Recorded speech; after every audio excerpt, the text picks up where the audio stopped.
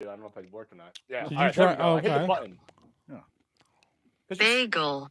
Yes, Yeah. correct. Yeah. What's the problem? You're not saying bagel. You're not saying Orton. Bagel. Well, we're not talking about that, are we? If you want to have a conversation about that, I'll have a conversation about that. I say Randy Bagel. Orton. Bagel.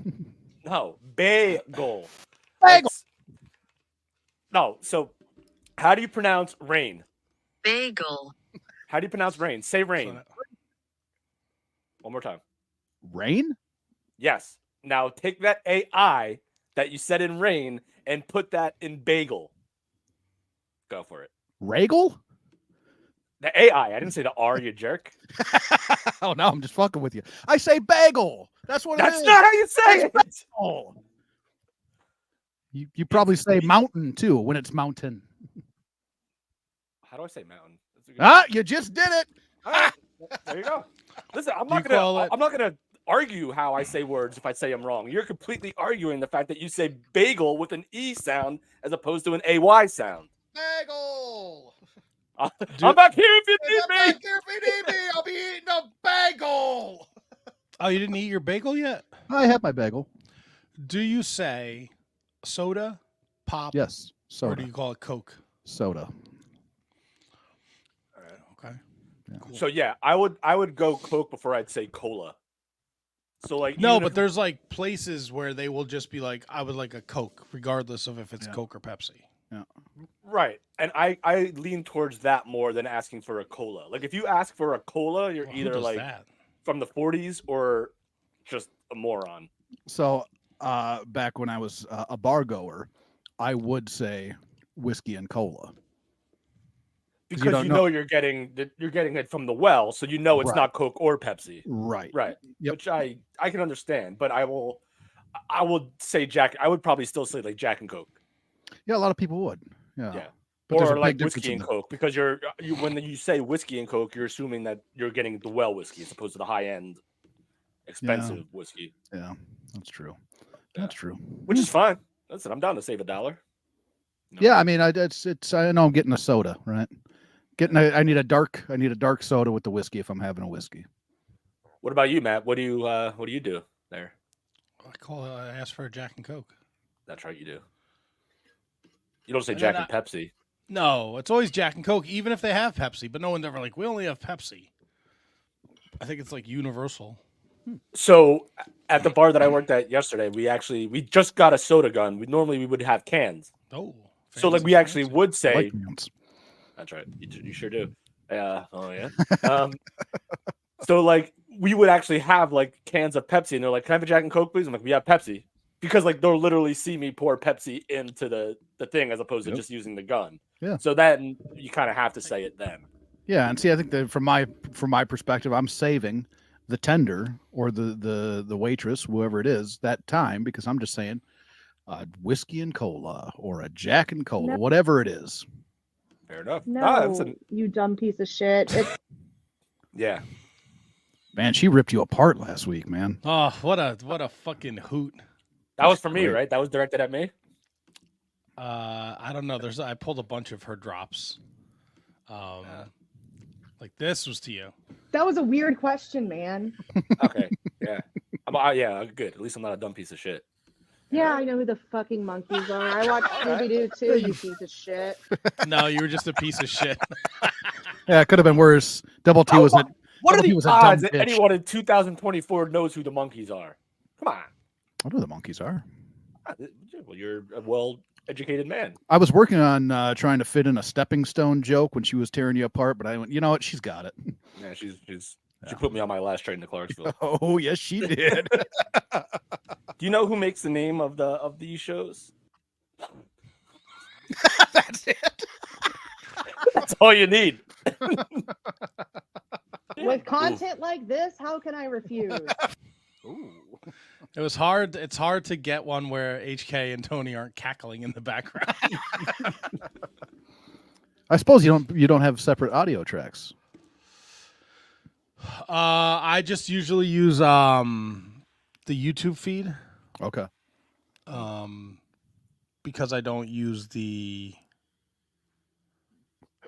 because when I'm done using StreamYard, I just download the audio from StreamYard and I drop it in the GarageBand to Gotcha. process it. Gotcha. Because for some strange reason, the StreamYard file, when you transfer it to iTunes, is double whatever the... So, like, we did a 3-hour show last week. It shows up as, like, a 6-hour show. Yeah, Nice. Sure did. But then I process it, and it's just, once I process it through GarageBand, it's back to its normal time. Hi, Nelly. Compressed files. Is that what hat is that? Is that Arizona State University? It is. Forks up. Ah. Oh, Forks Up. You got quite the hat collection, buddy. Forks up. Yeah, I got 100 and something hats. Yeah, you're a good 100-something man. hats, Yeah. 100-something white T-shirts. No. I only got around 40. I think it's 46 or 47 plain white V-necks. Are you a there's serial Delilah. killer? No, man, we've had this discussion. I Yeah, we know. have. It's just... Well, you know Yeah. what? You bring up fucking socks and deodorant every time we have a guest, so sometimes I double back. I'm The sorry. There you go. People, You know what? the people Well bring played. up the deodorant. All right, and I'm figuring this whole socks in the house thing out. So far, it's more no socks in the house than socks. I think we're one in one. No, like Heidi Howitzer said, you dumb bitch. We're not. Chubby Dudley. I forgot about Chubbs. No socks. Casey socks. Socks, but it didn't seem like she preferred the socks. It was because of the pets, but still socks. And then Miss Heidi, she was All right, no so you're up socks. 2-1. We'll see what Yep. Jim Molineaux he has Oh, that to say tonight. motherfucker! He doesn't wear socks. You don't think so? Nah. I think he's a sock guy. Matthew Birch having 40+ plain white shirts is insane. I agree. That's a lot. That's a lot. Excessive. That's a lot, handsome Kevin. I mean, I have Yeah, a it's a lot. shitload of wrestling shirts, but they're like all, wrestling shirts too. Yeah. they're all Let me throw different. this out there for both of you guys. How many pairs of underwear would you say you own? Usable, wearable underwear would you say you own? Now we're getting real here. We're getting I deep. probably have like a dozen to 15 pair. All right. Okay. But I also do my laundry once a week, like clockwork. I do my laundry every single Monday, and if I can do it Sunday night, I'll do it Sunday night. Oh, hey, not so much So like I clockwork very- anymore. I Sunday night very heat. and I rotate. So before when the clean come out and I fold them, I'll take the ones that are already in there and I put them to the top. Do you have like a pitching rotation? Like, do you have a certain pair that like you go to right away as soon as it's clean? I'm wearing that right away. Trustees. I The don't. Trusties, Magusties? No, No, I do. no. I got a did, and then closer. my wife realized they had a hole in them, and she reached down. I thought she was gonna like be nice to me. No, she reached down in between my balls and my asshole, and she ripped those fuckers right off of me. That is such a your wife thing to do. And I was like, "What the fuck?" And she was like, "Your balls are hanging out, stupid." And I'm like, "These are my good underwear." She's like, "They're not good. They're not serving their purpose." But see, that's the difference. Oh my Guys, God. guys will call their good underwear their most comfortable pair. Right? Gals don't see it that way. God, that's so Rhiannon. So your wife, dude. Ripped them right off of me. I was just standing there with an elastic band around my waist. So let me ask you this: is a hole in the underwear an immediate throw out? Is it a deal breaker for you? For me, no. No, good for you. No. So if you have a hole like maybe like right under the waistband, and you're keeping it Yeah, I mean, Yeah, until me it gets like too big. until it's bigger than the other hole. Yeah. When it gets to the point where it looks like fucking Brutus the Barber Beefcake from WrestleMania 7, I'm throwing them out. All right, no, I don't need to show off the thigh. While, Thank you to everyone in the chat who is joining us for this intense conversation. This is a lot big of eyes stuff. on us early. This is real. This is real deal stuff right here. I think it's very important that we talk about this stuff. It's always Okay. important. Everybody's got underwear, man. It's related. What about you, HK? What's your underwear's number? Oh, probably 30 to 40, somewhere in there. But and this might be the part that you guys think is insane. I wear 2 different boxers every day. Well, All when right, you I take don't a hate shower, that. you put I don't on a hate different that. pair, right? So at the old job, I showered after work. At the new job, I shower before work. But when I get home, I still change boxers. I don't hate that. Yeah. I respect it. Because I will do the same thing. Like if I know I'm going out at night, like to go party, and I was in boxers all day, Yeah. I will switch, shower, fresh pair, fresh pair to go out. Yeah, because you don't know. You're sitting. I have an office job. I sit at a desk, so I'm Yep. sitting like I'm. There's a lot of pressure down there. You know what I'm saying? Yeah, I know what you're saying. So Got an office job myself, man. yeah, so you want to fresh it up especially if you're going out on the town. You know what I mean? Yeah, I mean, I'm not going Even on though the I town. go to the same place every yeah. every night. There's really no surprises. Got to get my new boxers on. Heading back to the hat. Yeah, that's it. Fucking Mark. I am a mark for the hat. Tony may or may not be joining us. It's in limbo. I'm Apparently sure if anyone noticed. his wife needed a man today. I don't know what that means. Why did she call him?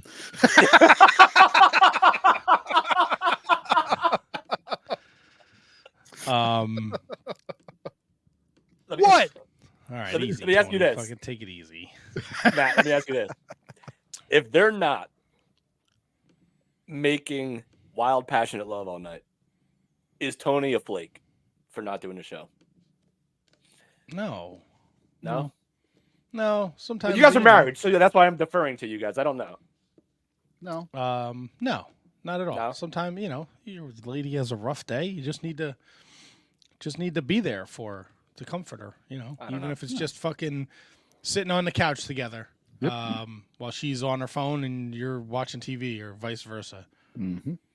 Instead of listening to you fucking scream like an idiot upstairs in your office.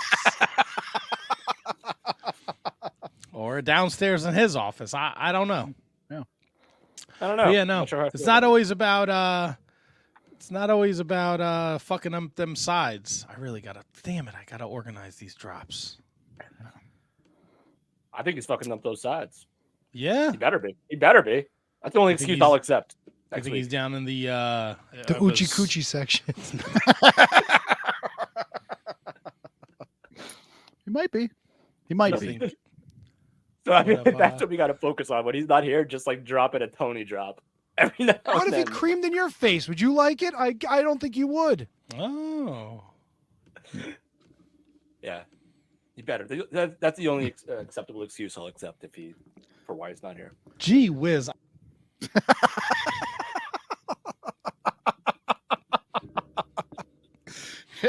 You're a real piece of art, you know that? You really Are you are. fucking stupid? Thank you. Fucking goes so- Gee whiz. Gee whiz. No Tony tonight. Well, Tony's questionable. You never know when he can pop in. Jim Molineaux, former ECW referee, joins us tonight. We got Hall of Fame announcement. Bro, they've been pumping out Hall of Fame announcements like it's their fucking job. I love it. We got Cody slapping The Rock. What? Slapping the rock. AEW's got a new season is upon us, and Handsome Kevin hates the stage presentation. Mm-hmm. So we're gonna argue about that. There was some talk on the Fortnite the other night about Osprey, Takeshita, and what else did you hate that you watched, or was it just Tony? What did I hate? That I hate a lot of things I watch. Oh, you only watched the 2-minute clip. Okay, so that's neither here nor there. Right. Dark Side of the Ring was Tuesday last week, so we're gonna talk about that. And we got a really interesting Dark Side of the Ring coming up tomorrow night with our favorite Marcus Alexander, Buff Bagwell. I can't wait. So Look at him and we Scotty got, Riggs. the back together Scotty again. Riggs. Love Scotty. Scotty Riggs all over social media lately. He's back. You know, I was. What happened to Sick Boy? Do either of you guys know? I Scott have been Vick? searching for Sick Boy for quite a bit of time. Okay. No dice. No luck. go. Damn. If anyone out there knows how to get in contact with one Scott Vick, Maybe we should AKA. reach out to our maybe Reese- Crowbar knows him, or maybe Alan Funk, or Alan Funk knows everybody. maybe Teddy Long may know him too. No, he wasn't there then. Trying to think of past guests that were in that. I don't know. Alan Or, Funk's a good call. I might reach out to. I was just, I always want to talk to some old guys who are around during our favorite era. And he was Yeah. picked up by WWE too, by the way. It just never made it to never made the main roster. I didn't know that. Oh fuck! Guess what? Oh fuck yeah! What? I don't think I have an open. Cold open, baby. This is the open. Oh wait, I got the Wolf team. All right. We're gonna do this. Well, we'll see. We are the bar. Well, episode 680 of the Shining Wizard Wrestling Podcast. Jim Molineaux tonight. Tons of wrestling talk and talk about wrestling. All coming at you next.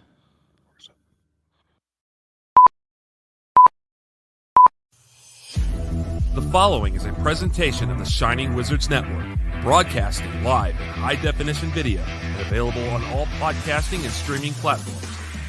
Follow us on social media at Wizards Podcast. Check out our merchandise at merch.shiningwizards.com. Do your Amazon shopping at amazon.shiningwizards.com. And become a Patreon supporter at patreon.com/wizardspodcast. And now, it's time for the Shining Wizards.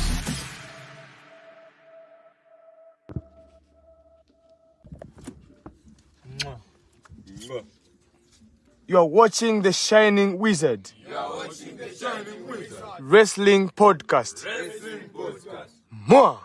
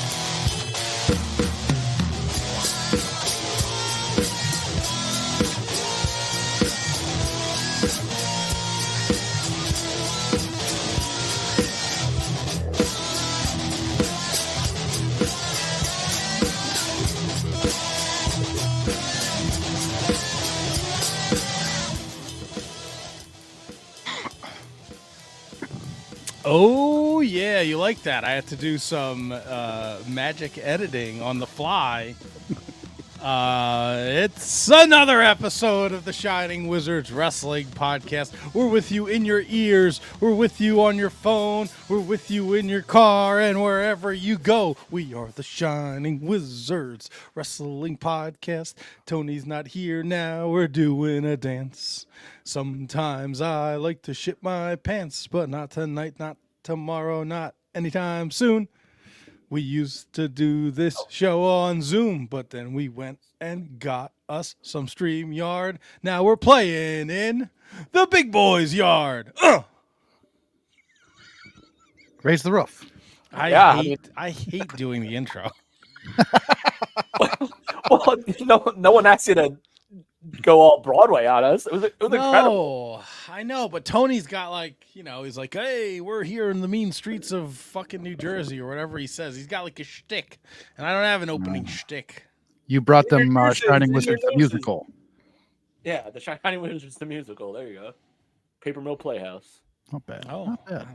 I'm not very it was good this one time, but then if I try and do it again, it'll be a complete and utter failure. With all due respect, I don't think you should ever do it again.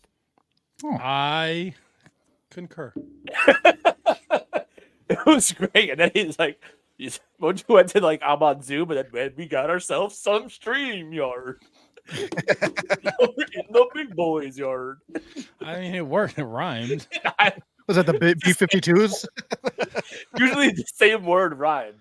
And now we're in the big boys' yard. You know what? Nobody Big gave. boys' yard. Nobody gave the fucking Beastie Boys problems when they rhymed girls with girls.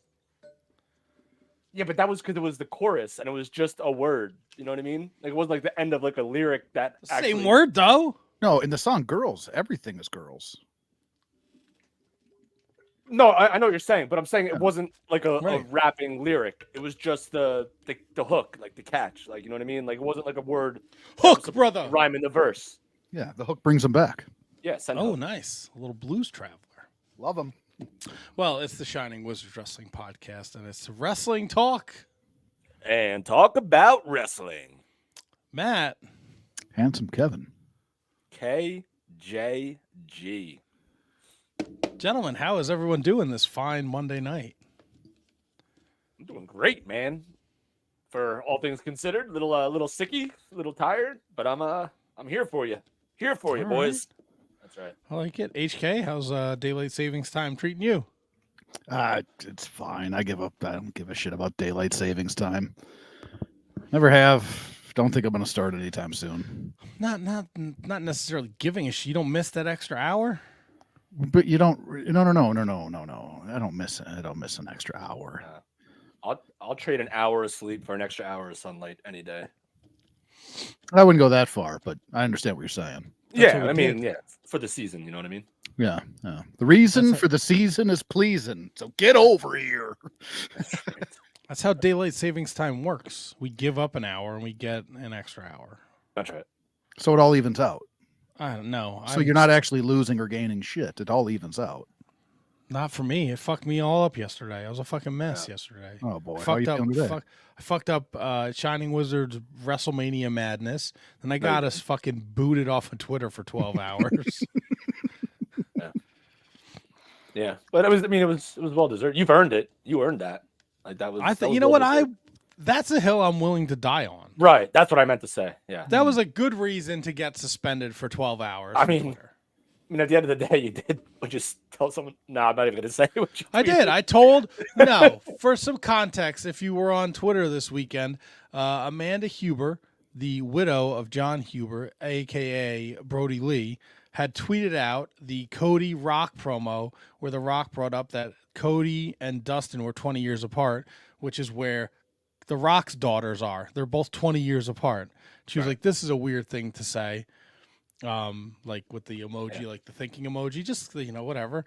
No harm, no foul. And some fucking loser on Twitter with like 14 followers and 16 people he's following. So clearly it's a fucking, it's a fucking throwaway account. Oh yeah, well, at least he'll be at WrestleMania, unlike your husband. Yeah, I'll give you the exact. I screenshotted it because I had to send it to you guys today because I had to explain why I was kicked off of Twitter. At least he will be at Mania. Can't say the same for your old man. Well, buddy, I told you, eat a bullet, you piece of shit. And that Twitter thought was a little too far. Eat a bullet. See, I like telling him to suck off a shotgun. Yeah, there you go. Yeah. Because that could be a fetish. You never know. Right. These fucking pretzels. Are making me thirsty. That's exactly they're just. It's like we're like. If you've never listened to Shining Wizards Wrestling, but it's just a bunch of fucking guys talking about wrestling and life and bullshit. So it's like a bar vibe, right? That's right. So at the bar, they put the fucking pretzels and the peanuts in front of you. They're here. I'm gonna keep sticking my hand in the cup. I can't put them anywhere. A red Solo cup with pretzels. Yeah, it was snackish. Are you reusing that red Solo cup? No. All right. I have many red Solo cups, but if I keep it near me, choice. I'm going to keep eating pretzels, and nobody wants to hear me eat pretzels during the whole show. How many pretzels do you think you could throw down? I'll eat this whole cup. I could eat this. I'll eat this whole cup. God, pretzels are disgusting, too. Are you serious? Pretzels are what's wrong with you? Yeah. What is your beef with pretzels? Yeah, What does they give my taste buds a negative reaction? Oh, okay. That's the scientific version of it. Hey, yep. Yep. Does it? You know what I've been doing with pretzels lately? Shoving them up your ass. Yeah, up the A gap. Yep. Oh, ass pretzels. Ass pretzels. Even like the little, like, not like soft pretzels, like actual pretzels. I put the old spicy mustard on them and eat them too. Well, see, a soft pretzel, that's a different story. I put them on any pretzel. See, I get into the soft pretzel. H or S, I'm in on both of them. No. I think it's more about me liking spicy golden brown mustard. Yeah. Like I put it on like when I get egg rolls from Chinese food. Put the old brown mustard on that. Oh, well, they give you the hot mustard too. I like the hot mustard. So the spiciest mustard, I agree with you. The spiciest mustard I ever had was in Tequesta, Florida. On their website, the place calls it sinus singeing mustard. And it is as advertised. It is bonkers, and I love it. A lot of horseradish? I'm assuming, I don't know for sure, but I was challenged to chug a whole shot glass of it. I refused. Smart. Yeah. Nah, you just got to go with it, man. I think I might have to at some point. You were Oh, challenged. You gotta do Yeah, it. I was idea. challenged. Yeah, but like, come on, where's the line, guys? I mean, I'm challenged to do a lot of things on this show that I don't do. Exactly. So then Yeah. you're gonna do a fucking shot glass full of hot spicy mustard that's gonna singe your sinuses? That's right. Yeah, no, I don't know. If I can do say it. singe your sinuses, but I can't say June Akayami or Giselle Shaw. You can say blue sometimes. Like, it's so funny, but you could say singe your. I was good. I'm very impressed. Yeah. I was playing Fortnite with Justin today, and I said something. He's like, "Never thought that vocabulary would come out of your mouth." Improvements on the vernacular. Yeah, but I can't say. You know, if anyone watched the Wrestlemania Madness video that I put up on YouTube, it's me just fumbling my way through the English language. Oh, is that why? Was it Handjob Kyle said he just wants a channel of you reading? Yeah, I was like, I had so much stuff I had to do today. I was like, I need to get this done tomorrow. Last night, I was like, I have to do this, you know. And then come to find out today in the Discord, I didn't even write region. I wrote Regan on every single fucking post. Every single post. I like it. I'm saying we make that our thing. Instead of regions, we have Regans. Like, I'm embracing it. So I watched the video last night. You didn't even notice? Or you No, did? I noticed. I have to watch this now. And I went, I don't know if that's. I mean, I think it's up there now. I don't know if you can go back and change it. So Oh, I'd have to go back and edit every the single whole one. thing. And I went, yeah, we'll let him run with it. See if it ever comes up. Oh, it came up. The Discord was fucking 12:07 last night. Oh, nice. It looks like Matt's spending as much money on the English language as he is the Pirates are in baseball. Something stupid like that. Interesting. I think that was Scott George. Ah. These fucking pretzels. God. Where is it? Where can I find it? I gotta turn I don't want to eat in the microphone. Wow, you really got some sort of issue with these pretzels. I do, because I'm gonna keep going back to them. So we are on the road to WrestleMania. Everyone's doing good, right? We covered this already. I'm sorry. In the pre-show. Yeah. That everyone's doing good. Everyone's good. Oh, I got a new bedroom set. All right. Not a bedroom suite. As Vincent and Justin call it a bedroom suite. The people from come on, Nelly, you gotta get down. Oh, I will say this though. I did return to stand-up comedy. That was awesome. Oh, comedy That was Magomedy. How was Comedy that? Magomedy. that was great. I not to toot my own horn like Arn Anderson. Toot. Had a great fucking set. Crushed it. Came up to Cody Rhodes' music.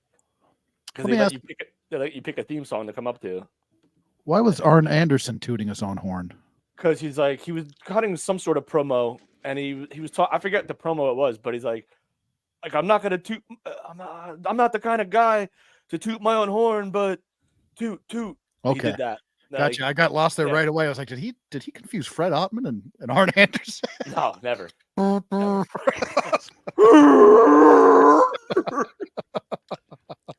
Oh, it's 4 minutes long. I would have played it. What's the promo?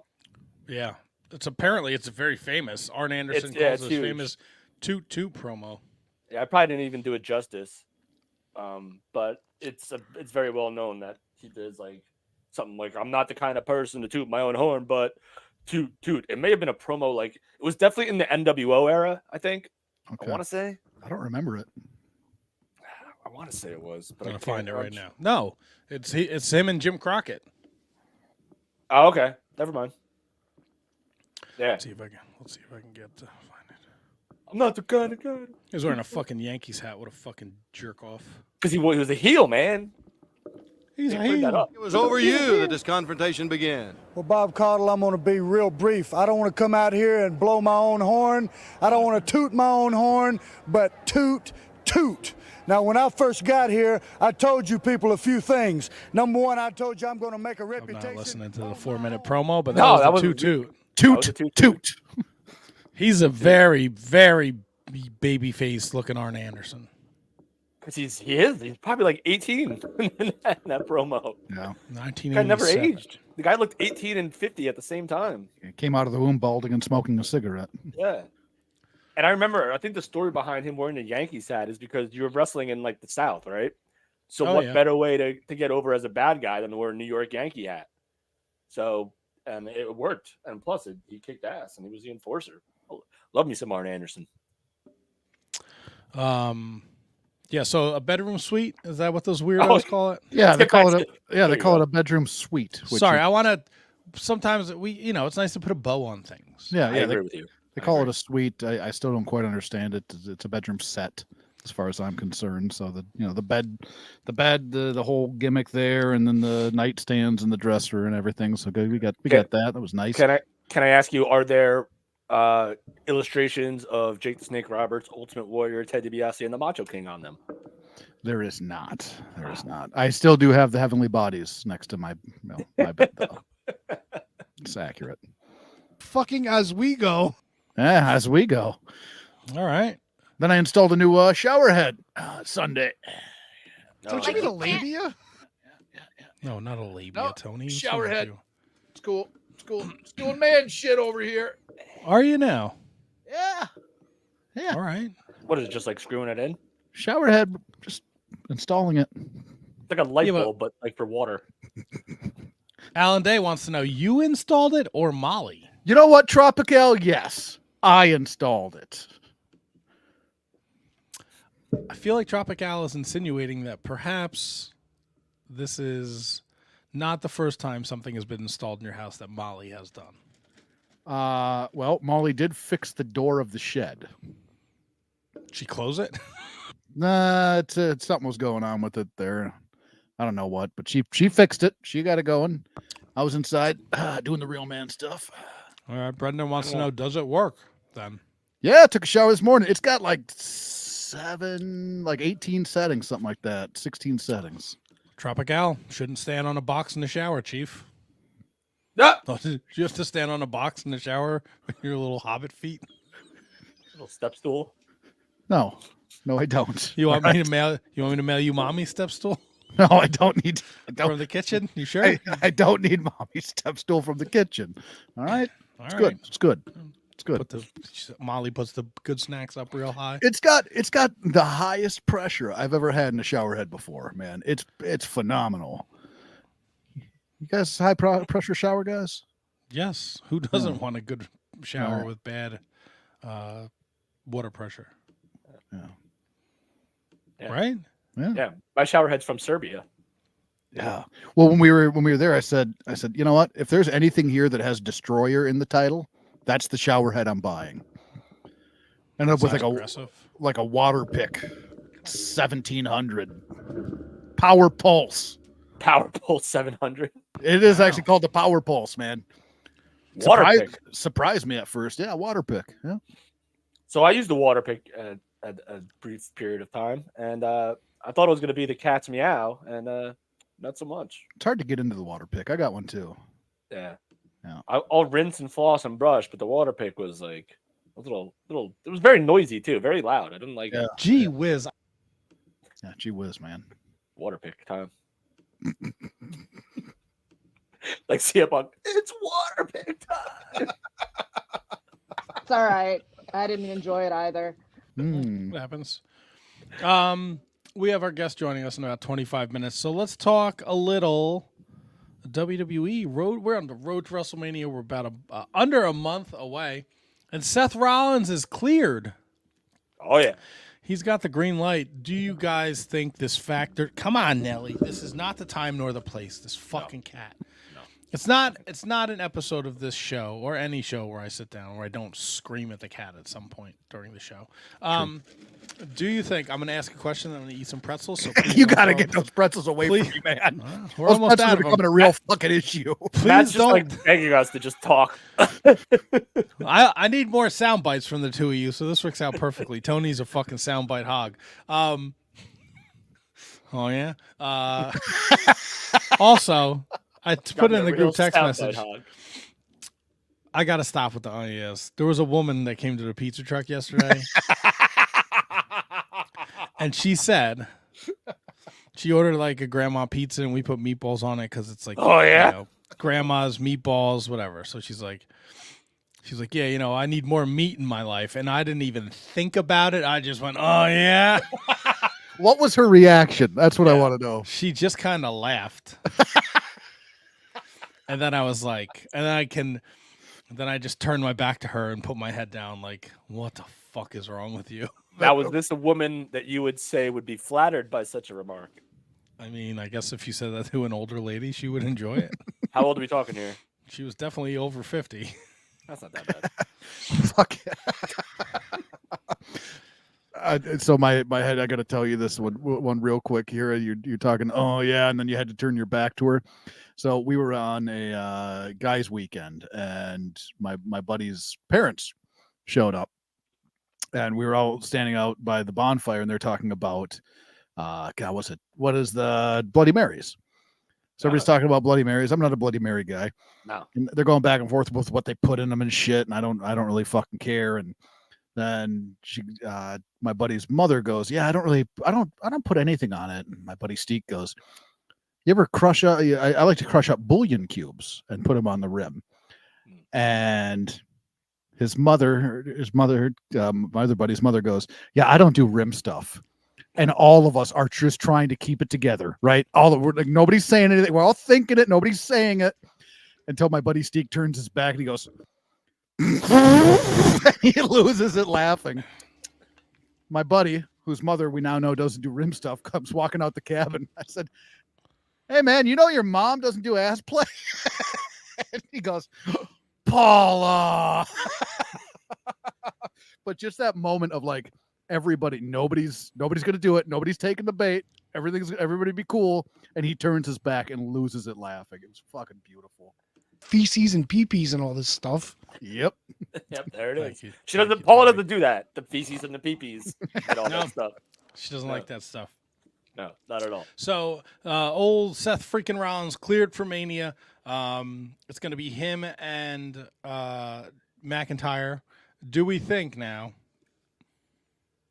McIntyre still gets the Duke, or does the Seth Rollins reign continue? I think he gets the win. Ooh. I think you'll have enough emotion on night one with the tag match that Seth and see now this thing. Do they win? I think Drew McIntyre has to win. I think he's got to. Like, I feel like just as confident about that as I do Cody having to beat Roman. And that's just me. HK, do you disagree or no? I would be surprised if McIntyre won. I really would. I think he's, we've said it before, I think he's doing some of the best work he's ever done in his career. Probably the best work he's ever done in his career. I don't know.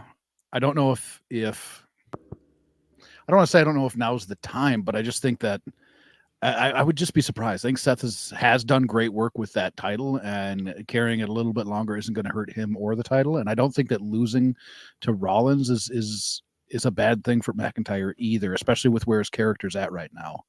Matt, do you think, like, because the road to WrestleMania so far has been so electric and so must-see TV, do you think that they just power through and just give the fans like everything that they really want? Obviously, the fans love Seth Rollins almost as much as they love Cody Rhodes. I think that's inarguable. They love him almost equally as much as they do Cody. So do they just feed on giving the fans what they want, not just in the last match, but in most of the matches? That's a good question. You think they want to you want to make people happy, right? But at the same time, you're using, this is, the business is typically you're telling a story. Right. Unfortunately, real life gets involved. So, like, did Drew sign his contract? Does that factor into the finish? I also think because, and I think you're right on that, KJG, the love that Seth Rollins gets from the WWE universe, to watch him go out there and, Claymore laid him out on Raw to end Raw, which, whatever, it's fine. I'm a wrestling nerd. Like, I would really hope these guys didn't get their hands on each other till Mania, but that's neither here nor there. No. If Rollins powers through and wins and beats Claymore in a valiant effort, and then Damian Priest cashes in, because don't forget, he's still got that Money in the Bank, and I don't think he's cashing in on Roman or Cody. No, I don't think so either. And we've talked about it ad nauseum since the Royal Rumble, right? This title that Seth Rollins is carrying around with, he's been the only champ. There's no real lineage to it.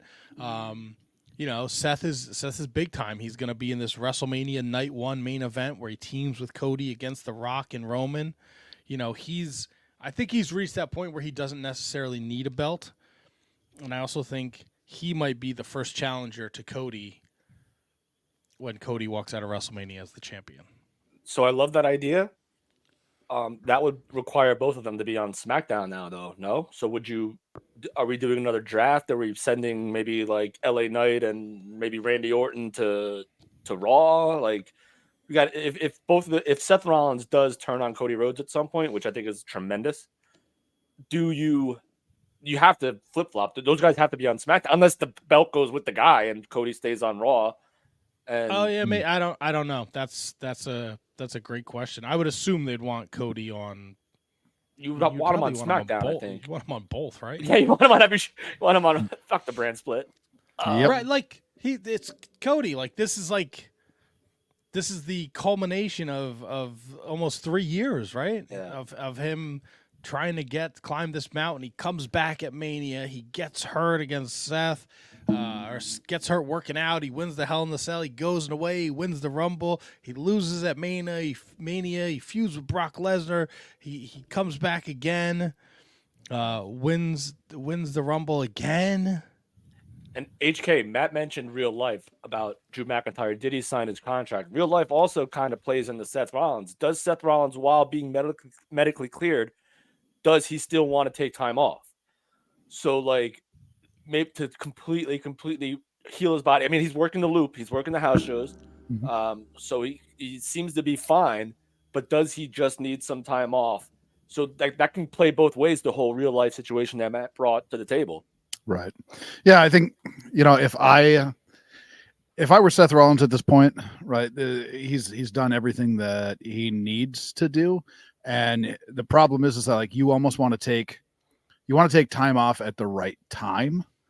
And when he's as hot as he is, I mean, it's almost like the old Roddy Piper theory, right? Step away, make them want you more to come back. And then you come back and they want you that much more.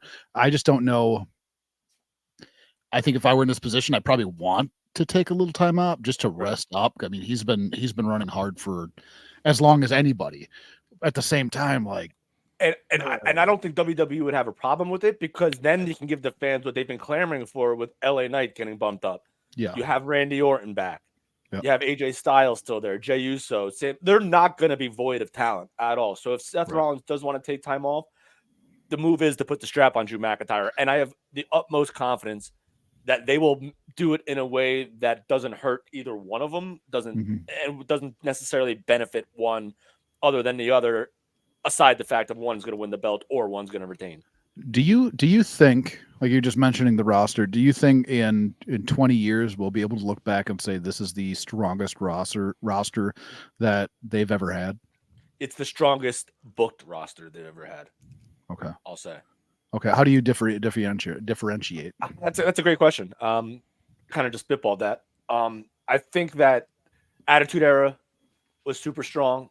Not everyone had everything going for them, but you had Taker, Triple H, Austin, Foley, even guys like Ken Shamrock, Billy Gunn, X-Pac, Kane.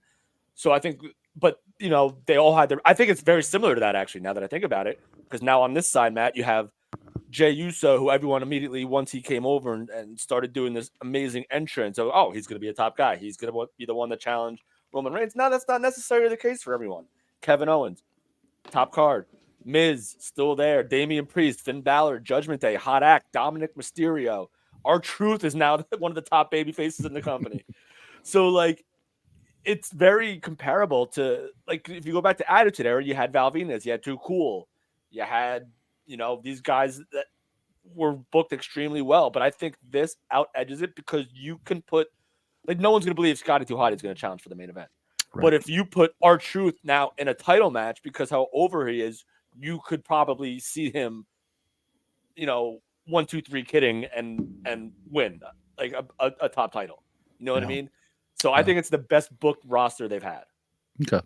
Yeah, and I just like looking back at rosters that they've had in the past. Like they've had some outstanding rosters, and right now I think that they're working with the best pool of talent that they've ever had, and that's why I say in 20 years, right? In 20 years, do we look back and go, wow, that was the best roster they've ever had? Because we can look back at the roster 20 years ago right now, and that roster was amazing, right? Like, Jericho, it was Angle, Benoit, Guerrero.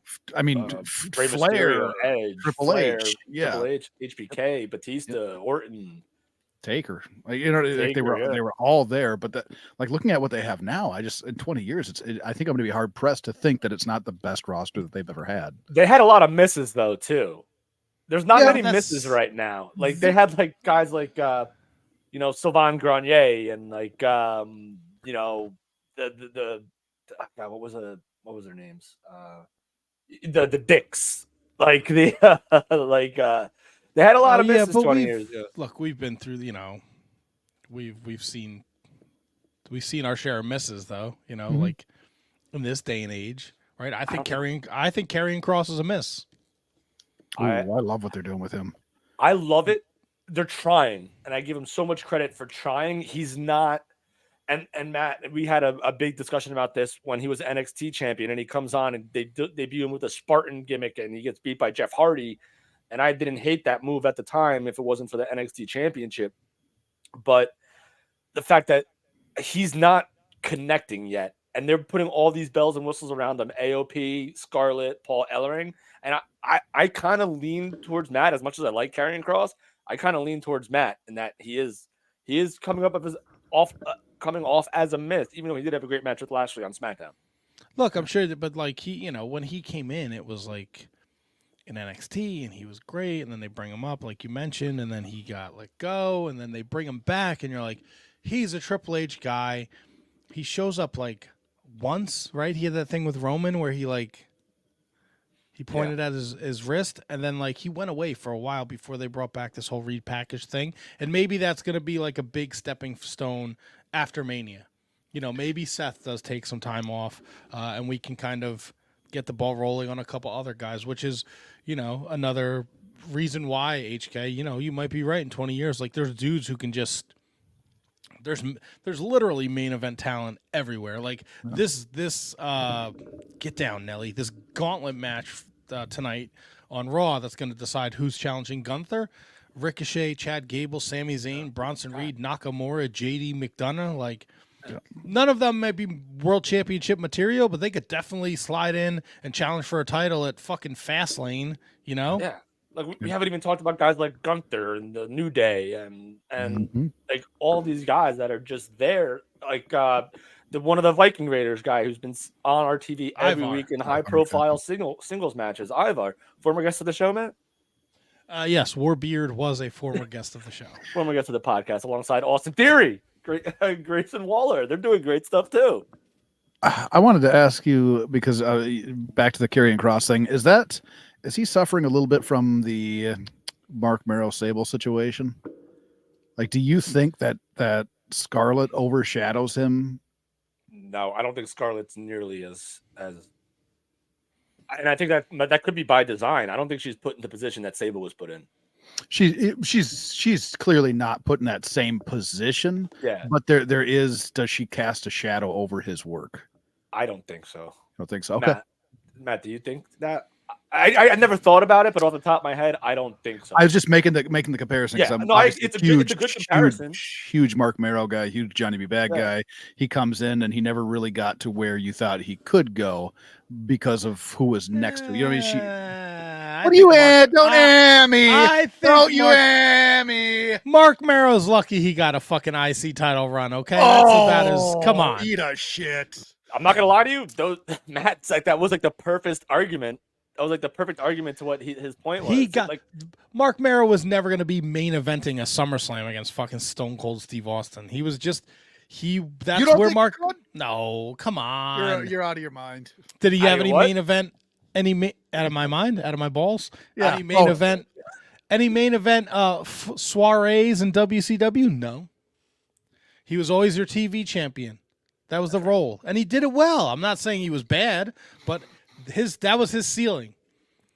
He wasn't breaking Mark through. Mero. He never got near the ceiling. What about Marvelous Mark, huh? No, Marvelous Mark was not a main eventer. He called Tom Brady a jobber, and that was a feud. Like, they had a feud about that. Well, I mean, he wasn't wrong. No, but they turned into a fucking feud. Fucking I would be pissed Mero. off if someone called me a jobber. That's heat. That's what he. No, Tom Brady didn't give a shit. He was like, if you could see the future like I see, I'm going to be Sal Sincere and the Patriot on the same show. Double payday, bitches. What, Kevin, I don't know if you've heard this story before, but one of the best things ever that I think we've ever done on the show is tell Taz that Tom Brady was working as the Patriot and Taz didn't know. and then Taz goes on when he had his extremely successful podcast, mentions like, hey, did you know that these Shining Wizards, these guys are good guys, I don't know why Christopher Walken did, but they told me that Tom Brady was working as the Patriot. He had no idea. Yeah, I actually gave Taz Del Wilkes' contact information because Taz wanted to reach out to him. Oh, nice. Yeah, man. Yeah, what the hell were we talking about? WWE WrestleMania season. Night 1, main events official. We got another. I didn't see. Was it last week? I don't know. People were up in arms about somebody saying Seth Rollins was a cross-dresser. That was on Friday night on SmackDown. The Rock called him a cross-dresser. And then Cody smacked The Rock right in his grill. That was not in response to that comment. That was the response to again, going back to the Amanda Huber thing, saying that Cody was a mistake, and then Cody slapped the fuck out of him. So that was, but people were up in arms about the cross-dresser comment? Man, and people are offended by everything. Yeah. You know, you can't say stuff like that, Rock. It's not the Attitude Era anymore, brother. Was it Rock? Getting closer. I think it was Roman. I think it was Roman, yeah. No, Rock said it, I think. I Oh, could be wrong. Could be way off. Mott Spock. Actually, Roman called Seth the crossdresser. Thanks, Rock Spock. call him that. Yeah, thank you, Mott. I don't want to deter from this wonderful conversation because we're enjoying ourselves. But man, do you guys seen this number here?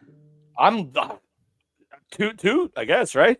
Like, there's got it. I don't know what's going on tonight. Look, patreon.com/Wizards Podcast for $3 a month. You can support the podcast. ProWrestlingTees.com/Shining Wizard. Buy a t-shirt. I don't know why there's so many people watching us, but a thank you. Please don't leave when Monday Night Raw starts. There was actually, a time HK and I are actually going to leave and actually going to go watch Raw. Yeah. Have a viewing party. Is there a hot tag? Can I get a Donkalicious? Can I get it? It's just me. You can't leave me by myself. If you watch the Mania Madness video, it's terrible. And I can't, just my dumb big faces on the screen. I can't do it. So when I'm perusing through like social media or YouTube, and I come across the little square that just has your fucking face on it, I'm like, what did this guy put out today? And it's it just brings joy to my, especially on a Monday, man. Mondays, seeing Matt's big face right on YouTube between my NWO versus WCW clips. Let's talk joy on the face. How about these WWE Hall of Fame inductions? In a week, we've gotten Bull Nakano, the U.S. Express, and then today Muhammad Ali to go in with the wise man, Paul Heyman. Love it. I was surprised Muhammad Ali wasn't already in. I almost thought Muhammad Ali was still alive, to be honest with you. I forgot that he died 8 years ago. He gone. Yeah, he gone. Yeah. So I was like, how is he gonna make a speech? He can't even hold the fucking microphone. Yeah. God bless him. I mean, I thought he was still alive for some reason. I actually had to Wikipedia or Google Muhammad Ali to find out if he was still alive or not. Interesting. Totally forgot. Yeah. Who? Here's a question, Matt, right away, because I have an answer already. Who inducts him? Who inducts Muhammad Ali? Roddy Piper. Oh my god! I was like, wait a second, they have no real connection other than. Who inducts Muhammad Ali? Can I throw my response out there? Is it got to be the Hulkster? Brother. I say Mike Tyson. You too busy fucking beating up fucking Logan Paul's dumb brother. I hope so. I mean, if Mike Tyson wins, when's the fight? That fight's after WrestleMania. That's so, in like July or something. yeah, June. July 20th. Yeah, I said Mike Tyson inducts. Get the old Rubsky McGubsky. From Iron Mike. McGubsky. Will he hit us with this? Bruno Sammartino. Oh, maybe Kev. Maybe Bruno Sammartino should induct him. It'd be interesting. Jake Roberts would be an interesting one. Obviously, you can't. Oh yeah. Probably wouldn't be able to do it, but Jake Roberts would be an interesting one to induct him. I think more likely than anything, it would probably be his daughter. But what's the history with Jake? Is there a history with Jake Roberts and Muhammad Yeah, Ali? mid South. Mid South, yeah. I didn't know that. And he took a punch from Ali, didn't he? Yep. It was a huge spot.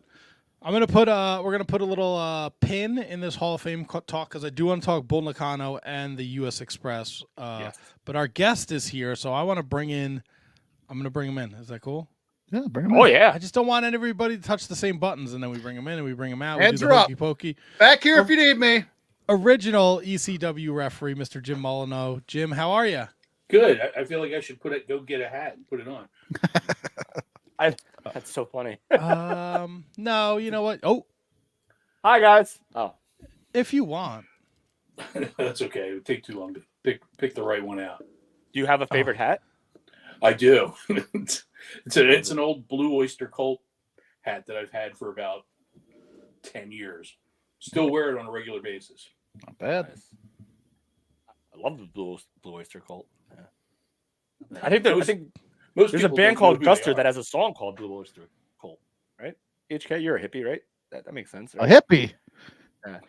No. Guster No. has a song called Blue Oyster Cult as a tribute to that band, Blue Oyster Cult. I like you got some guitars there in the background, Jim. You strumming? You play? I do a little bit. Let's see where I'm pointing here. There's an electric down here that you can't see. Okay. And that's an acoustic that I do play. But this one up here is very special. It was at one time a prop for an ECW show, and it didn't completely break. And cheap as I am, thought, wow, I can still play this. So I grabbed it and threw it in the back of my car. I ran right out and threw it in my car. But it's blue. And here we go back to Blue Oyster Cult, my all-time favorite band. It's signed by all the original members of Blue Oyster Cult. Wow. So I don't play it. That's radical. It's an ECW prop that you had signed by all the members of Blue. Wow. Right. That's 'Cause fantastic. I'm too cheap to go out and buy it. I didn't have an acoustic guitar at the time. And then I thought, well, let me start getting it signed because it is blue. And I was going to a lot of local shows. They were playing small theaters in the area. So I got it signed by them. Do you remember who used the guitar where it didn't break? It was New Jack. I can't remember who the recipient was. That's hard to believe because he would make those things disintegrate. Yeah, I don't know why it didn't. It's got a crack on the back of it, but it was play. Now, HK, let me ask you this: how close are you, HK, to Walker, Minnesota?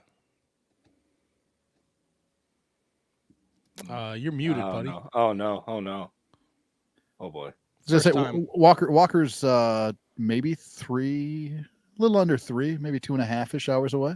Because if you go on Jim's social media, we got a Blue Oyster Cult Kansas at the Moon Dance Jam in July. Come on over, Jim. Hey, you know what? I need to see them this year because the rumor is that it's their last year to tour. Oh no! After 52 years of touring, so maybe done. Now, Jim, I know looking through your social media at Jim Molineaux on the Twitter machine, maybe I should have given Kevin a heads up. You are a Flyers fan. Kevin is a Devils fan. Will you gentlemen be able to coexist for the interview? Thanks, everybody. See you later. Yeah, no, I was gonna do the same thing, and it's our show. So, you're a Flyers fan. I mean, well, I grew up in the two Stanley Cup years. You know, my favorite player is Bernie Perrant. Still is. Right? Yeah. So at least we have one thing in common: we both hate the New York Rangers. Right. How about that? And actually, the Devils are playing the Rangers right now. Actually, the fact that I hate any other team. You know, the last handful of years, I haven't watched the playoffs because the Flyers weren't in it, and there's nobody to root for in my opinion. Wow. No, I got you. So my dad's from South Jersey, so I don't hate the Flyers as much as I should. So my dad's Where from in South Jersey? He's from Hamilton, New Jersey, the Pine Barrens, if you will. It's about a half hour away from me. Yeah, so that's where he's from. So I have a lot of family down there. So I don't hate the Philly teams like a lot of people in up North Jersey and New York do. Well, the only thing I worry about is hockey. I could care less about any other sport. Dude, let's have a podcast about talking hockey, man. There you go. I do it. It's my favorite. Look, see this Bret Hart hockey sweater I'm wearing from. That's nice. Yeah, I collect odd jerseys. I have a lot of Disney jerseys. The one I probably wear the most is the Incredibles. It's got the Incredibles logo with all the color, you know, the proper it's like colors bright red and yellow on it's really cool. Like on the sleeves. Yeah. Nice. I love hockey. We're talking with ECW original referee Jim Molineaux. Jim, we appreciate you taking time out of your busy schedule. WrestleMania in the Philadelphia area this year. Will Jim be in his old haunts? Well, you know, I haven't been in that building since 2005. The last time I was there was for the final 3PW show. If you remember, 3PW was the company run by the Blue Meanie. Yes. And that was the last time I was there. I'll tell you how long it's been since I've been there. They didn't have toilets. They just had the holes in the floor. Yes, I actually we usually have a fourth wizard, Tony, and he's not here tonight. Me and Tony have been to the arena back in the day. My first, and I'm sure anyone who's listened to this show, my first live ECW show was Sabu Terry Funk, Born to Be Wired. Oh, that here's a little trivia on that one. That's the only barbed wire match in ECW that I did not do. Wow. Oh, really? I did all the others. Yeah. So I think the last time I was at the arena was 2000, and then I didn't go back to like a couple years ago for like an MLW show. Okay. And it is. I mean, the place is beautiful, but it's just not. Yeah. From what I hear, it's really nice. And at one point, from what I heard, there was a story going around that they were going to sell it to a potential casino moving into the area, but I don't think the casino developed close enough for them for it to be a part of the complex. What's the is there any difference as a referee to reffing like a Born to Be Wired match as opposed to maybe like an Eddie Guerrero Dean Malenko match? Like, is there any like how does that change for you? Watching the barbed wire mainly, not to get poked with it. But yeah, no, there are, I think on a personal basis, when it comes to doing a barbed wire match, I'm in there more as a concern, making sure the guys are okay, as opposed to a match, like you said, Eddie and Dean, where those guys knew what they were doing. And I was just trying to get out of the way and count to three when I needed to, or you know, do the referee work. There's a little more concern, health issues, I guess maybe you would call it, with barbed wire. There are extra things you need to watch out for when it comes to working a barbed wire match. How much showmanship should a referee incorporate into into his own personal act? Should he let the wrestlers be the stars, or Oh, should absolutely. he sell everything? No, absolutely not sell everything, but when things, depending on the level of what the referee's reacting to, that's where their reaction should be. I've always lived by the motto that if you don't know I did a match, I did my job. Right. I've done some of the most important matches in ECW history. And if I said, I did that match, people would be like, oh, I didn't know that. Great. Thank you very much. I did my job. And in a business where that's kind of what you're taught, right? If you're kind of in the background, are you surprised? Because we had Chubby Dudley on a couple weeks ago. Like, we're 25 years later, like the ECW referees were like Jim Molineaux, John Finnegan, Pee Wee Herman, Jeff Jones. Like, it was Pee Wee Moore. Pee Wee Moore. What I say, Pee Wee Herman? Jesus. Thank you for calling him out. Are you surprised that like 25 years later, people still remember you? Yeah, I am. Although people who are just watching ECW for the first time or going back to it because of Peacock or catching it on anything on YouTube or whatever, the only reason they really should know who we are is because of Joey Styles. Right. Joey Styles made sure our names were said at least once during the match, or at least once during the hour television. He made sure that we got known. If it wasn't for him, probably wouldn't be sitting here talking to you now. Nobody, ECW 25 years ago, and the referee, and nobody cares. That's my favorite thing, going and talking to you guys who were there. Like, it's just, you've seen it and done it, and there's no place like the ECW arena, and I don't think there'll ever be a promotion like ECW. Yeah, no, we were a flash in the pan. And I shouldn't say a flash in the pan, but we were lightning caught in a bottle. I always compare us to the punk rock movement. Right. We came and went, and everybody remembers it. Everybody goes back to visit it, and it was just something captured in time.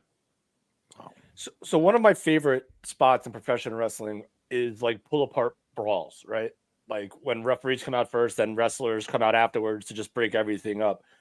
Is there a certain technique to how you act during pull apart brawls, like to make it seem like you can't actually get the guy off the other guy, but you still want to like make your authority known? Is there like an art to that? Yeah. It's the basic premise of being a referee. Act like it's real. If I act like it's real, if I communicate that properly through my hand motions or my physicality or my facials, then hopefully, knock wood, if I'm doing it right and I'm believable, the fans will react properly. And that's what we're trying to get. And we're trying to, we're enhancing the situation, not necessarily the performers, but the situation itself. You seem like you're pretty accessible to people on social media. Have you had referees come to you and ask for your advice? Not really, not online. I've done a couple of seminars the last handful of years since I kind of got back out into the public. I kind of disappeared for a while I was running a wrestling school and a promotion of my own, and I stayed in the background. I learned that from Paul, really. Paul came out in front of the camera when he needed to. Otherwise, it was the boys' show. But yeah, a couple of seminars I've been involved in, but otherwise nothing really online. Do you prefer owning a wrestling promotion or just being a referee? Oh, just being a referee. Not only did I own the promotion, but we had our own building. We were a school too. So every month I had to worry about the rent and getting enough students and getting enough people in the building, and just it was way too much. And thank God for the pandemic. Oh God! No, that was when I shut the company down. But I had gotten rid of the building and the school long before that. and we were just running shows in a couple of different buildings here in South Jersey. It was too much. There was too much on my plate, and at the time I was 60. I'm 63 now, so it's a lot. Trust me, it's a lot easier. The worst part of it is traveling, and I don't go too far, but when I do, I drive, and I'm usually driving by myself. Those are getting to be long rides. A 3.5 hour ride by myself was a little tough last year, but otherwise, yeah. No, I like refereeing, and people come to me and ask stuff at the show. Hey, what do you think about this? Or we want to try to do this in our match. What do you think? And I'll help them with that. I love doing that. That's from 30 plus years doing this. And your promotion was Old Time Wrestling, right? Yeah, the building we were in is now the home of Matt Tremont's H2O. Oh, in Williamstown. Yeah, they took over our building. Nice, very good. Let me ask you this. I'm sorry. Yeah, you're going to ask a question, KG. Sorry. So Todd Gordon has become a friend of the show lately. He's been on the show multiple times. I hope to finish his book one day. But let me ask you this: do you have any fun Todd Gordon stories for us? Wow, not really. Todd and I mean, as much as well as I know him, Todd and I never really kind of hung out. I wasn't, and I could say that about a lot of the guys. I really didn't hang out with the guys a lot. It was kind of off on my own more than anything. Or like the early days of ECW when we were local, I was more interested in getting home than going out too much. And I mean, at the time I drank. I don't drink anymore because of the reaction I get nowadays. But a physical reaction that I get. But I would stop and have a couple beers with the guys and move on. But I wasn't a big party animal back in any of the ECW days.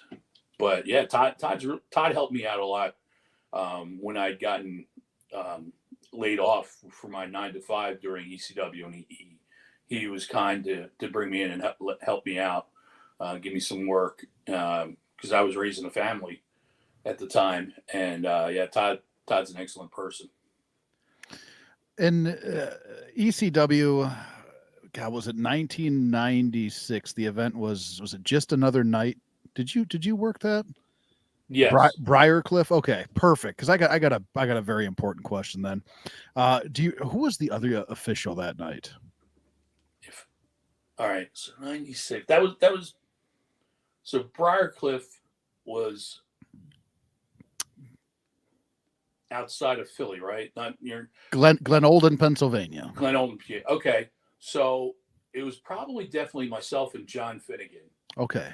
Because we were the two local guys. If there was anyone else at that time, it would be either Pee Wee or Paul Richard. Okay. Who was a friend. He came in and refereed for us quite a bit, and then ended up promoting ECW when we ran New England. Gotcha. Paul's a graduate of Kowalski School, and he was very good friends with the Eliminators. That's why he came in with us, or came in with them at the time. But they would be the referees at the time. Gotcha. Pee Wee was his good friend, or was, I don't know, or is still, I don't know which is the proper term to use, with Sabu. So Gotcha. That was how Pee Wee came in. Now I know it wasn't you, but one of the other officials. It was one. Take the blame for it. One of the other officials that night was wearing fucking wind pants. How do you not tell the guy, hey man, don't wear fucking wind pants? Okay, it was probably Paul Richard because he was a former wrestler, so he also wore wristbands. Right. And he had a ponytail. But you are out there. You're looking good. You're looking professional. My and Dickies. This other guy comes walking out wearing wind pants. Man, nobody stops him and says, "Hey, look the part." Pee Wee would wear track pants, sweatsuit, or track suit pants. Look fucking and atrocious. Nobody would say anything to him, or man. Yeah. Oh, it drives me. Watch that trophy fucking like nuts. Wearing red sneakers as a referee. Oh, red shoes. Yeah. Don't do that. So you mentioned earlier, if you don't realize the referee is there, you've done your job. So let me ask you this, and forgive my ignorance. Were you a part of the WWE ECW one night stand shows? Yes, but the Okay. 2 pay-per-views, yes. You were both of them. Mhm. So what did you think of those shows in a vacuum? And then what did you think of the relaunch of, I'll put air quotes around the relaunch of ECW? The first pay-per-view I thought was great. I thought it was the best that we could probably do, unless we did it in Philadelphia, for a send-off to the fans, a thank you to the fans. I thought it went really well. I thought it was a nice mix of talent. I thought with using, guys who were WWE, who had an ECW history, I think it was a excellent show. And I think the matches went well too. I think everything worked out that night. It was very different. The second year, there were other referees outside of the ECW referees that we would call the original ECWs. It was definitely a different approach to how things were getting done. It was supposed to be the launch, I guess, for the sci-fi era, and it felt like something completely different. It wasn't my mom's ECW. Do you so like obviously the performers of the original ECW always seem to have like a great connection with the fans there, and obviously the fans were extremely loyal. Did you feel that same connection to the fans, being, because you're still a performer being a referee, but obviously there's a difference there. Did you feel that same connection to the fan base? Oh yeah, we got the reactions from fans that a referee should get. The boos, the cheers. You stink. You're too slow. That was 3 ref. You stink. Yeah, I find it hard to believe that someone said you stink at the ECW arena. Well, you probably used a more vulgar term. One less letter and a different vowel. But I think we had a good relationship with the fans too. We would talk to them and see them afterwards if we did go out with them, or if they followed to wherever we went. Yeah. Do you have a travel lodge story you could share with us? No. So he said that way too quick. My attorney. No. No, you're gonna put it in the book like Todd did. Yeah, no, because I really didn't hang out at the travel lodge all that much. I went there if I was needed to help with a promo or be part of a promo, or the checks weren't done. I'd hand out the checks, but I didn't really go to hang. I tried to make as many bonus points getting home at a decent hour, right? Of course, as I could. And the arena allowed me the ability to do that, especially when we started traveling a lot. We'd be gone for a whole weekend, and then when I also started doing promotional stuff behind the scene for the company, I'd leave the house on Tuesday and come home on Sunday. So if there's a weekend where I'm at the arena, I'm coming home. Yeah, of course. No, it gets sense. What kind of promotional stuff were you doing for them? I'd go out and help set up with the street teams and things with maybe radio stations and get flyers out and all that kind of fun stuff. I would hit I guess what you call them, the secondary towns. If we were doing Chicago on Saturday, Friday, we're in Peoria. If we were doing Kansas City on Saturday, we were in Wichita on Saturday, or on Friday. So I would do the smaller towns, and they would have a bigger team work on what I guess you would consider the television towns, hitting those. But yeah, I'd head out and I'd be like 2 or 3 weeks ahead of the event, right. Make sure we had the flyers out and they were out in the right places. And, if I needed to touch base with the radio station on tickets or anything like that. I'd do that and then catch up to wherever the shows were for the weekend. It's so weird that you mentioned like terms like street team and stuff like that, because to the fans at the time, like you guys are a legit third company. You guys are a legit promotion. And the fact that there was still so much legwork and so much grind work and street work that still needed to be done. Sure. Did you guys feel that? Oh wait, like did you feel like it was still something that you needed to do to grow or maintain your space? Oh, absolutely. Because we weren't getting any help from TNN. The only advertising for ECW was on ECW. Same thing with TNA, by the way. Same thing with TNA when TNA was on Spike or TNN. Yeah, we didn't get any advertising on Rock and Bowl or anything like that.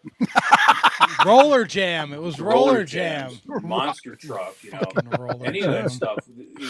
They would run advertisings for the other shows, but not for ECW. And in fact, I think those other shows even had advertising on the back of like comic books and magazines, and we weren't on there. We were on the Friday night, listing for TNN.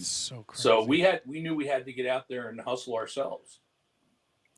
And it was ECW was always a grassroots operation. Right. But it's just weird because like the fans, for some reason, we didn't see it that way. Like I guess because it was on TV, I guess that makes sense. Like sure, because it was on TV, we thought that it was a legit, like, oh, they got nothing to worry about. Little did we know until we became grown-ups that right. But what was I actually think behind ECW also had a territorial approach to the running of the business. We'd run a town and there would be a local promoter for a lot of them. And, they'd have to be getting out the posters or the flyers or getting the street team together. So, yeah, I think ECW was really a grassroots company, and we relied on the fans to give the word of mouth. I think I'd rather give a handful of flyers to a fan that loves the company and send them out to talk it up. So you mentioned before that there was a referee named Paul Pee Wee Richards. No, there was Pee Wee Moore, who was friends. Pee Wee Moore. Yeah, and then there was Paul Richard, who is a different referee. So, is there something about a referee? Because there was Randy Pee Wee Anderson in WCW. Is there something about a referee that just invokes the nickname Pee Wee, or is that just a coincidence? I think it's just a coincidence. However, they are probably similarly built. I want to go to the chat here. SJ asks, she says, ECW must have been one hell of an experience working it. What was your most memorable match that you refereed that sticks in your mind? It's not that it's a favorite match of mine. I can't really come up with one that's a favorite match. But I would say the one that comes to mind when I talk about a match that has importance to the company is the first triple threat match with Terry Funk, Shane Douglas, and Sabu. That really put ECW on the international tape traders map, which was important at the time for us. People heard about the match. They wanted to see it. It went 60 minutes, no winner. There was a great promo afterwards by Terry Funk and Shane Douglas back at the hotel that we had gotten filmed, and that was part of it. So that really got ECW going with that underground fan base. There's something going on in Philly. I got to find out about it. How I get the tape. Gotcha. I've heard before that referees did not necessarily care working Randy Savage matches because of the amount of detail that had gone into it. Mm-hmm. Was there a performer comparable to that where you knew like there's going to be just so much to take in and so much to worry about and think about? Was there anybody like that during your time? No, not that I can think of. When it came to finding out what I needed to find out in a match, and I'm still like this, talk to the guys. Hey, what are you doing? And if they start with, well, we're going to lock up and then we're going to arm bar, I don't need to know everything. I just need to know what's important. I need to know what I'm counting. I need to know what I'm supposed to see, what I'm not supposed to see. If there's something, that I'm involved in other than just counting, let me know. Otherwise, go about your business. Nice. That goes back to the reaction, getting the reaction you want.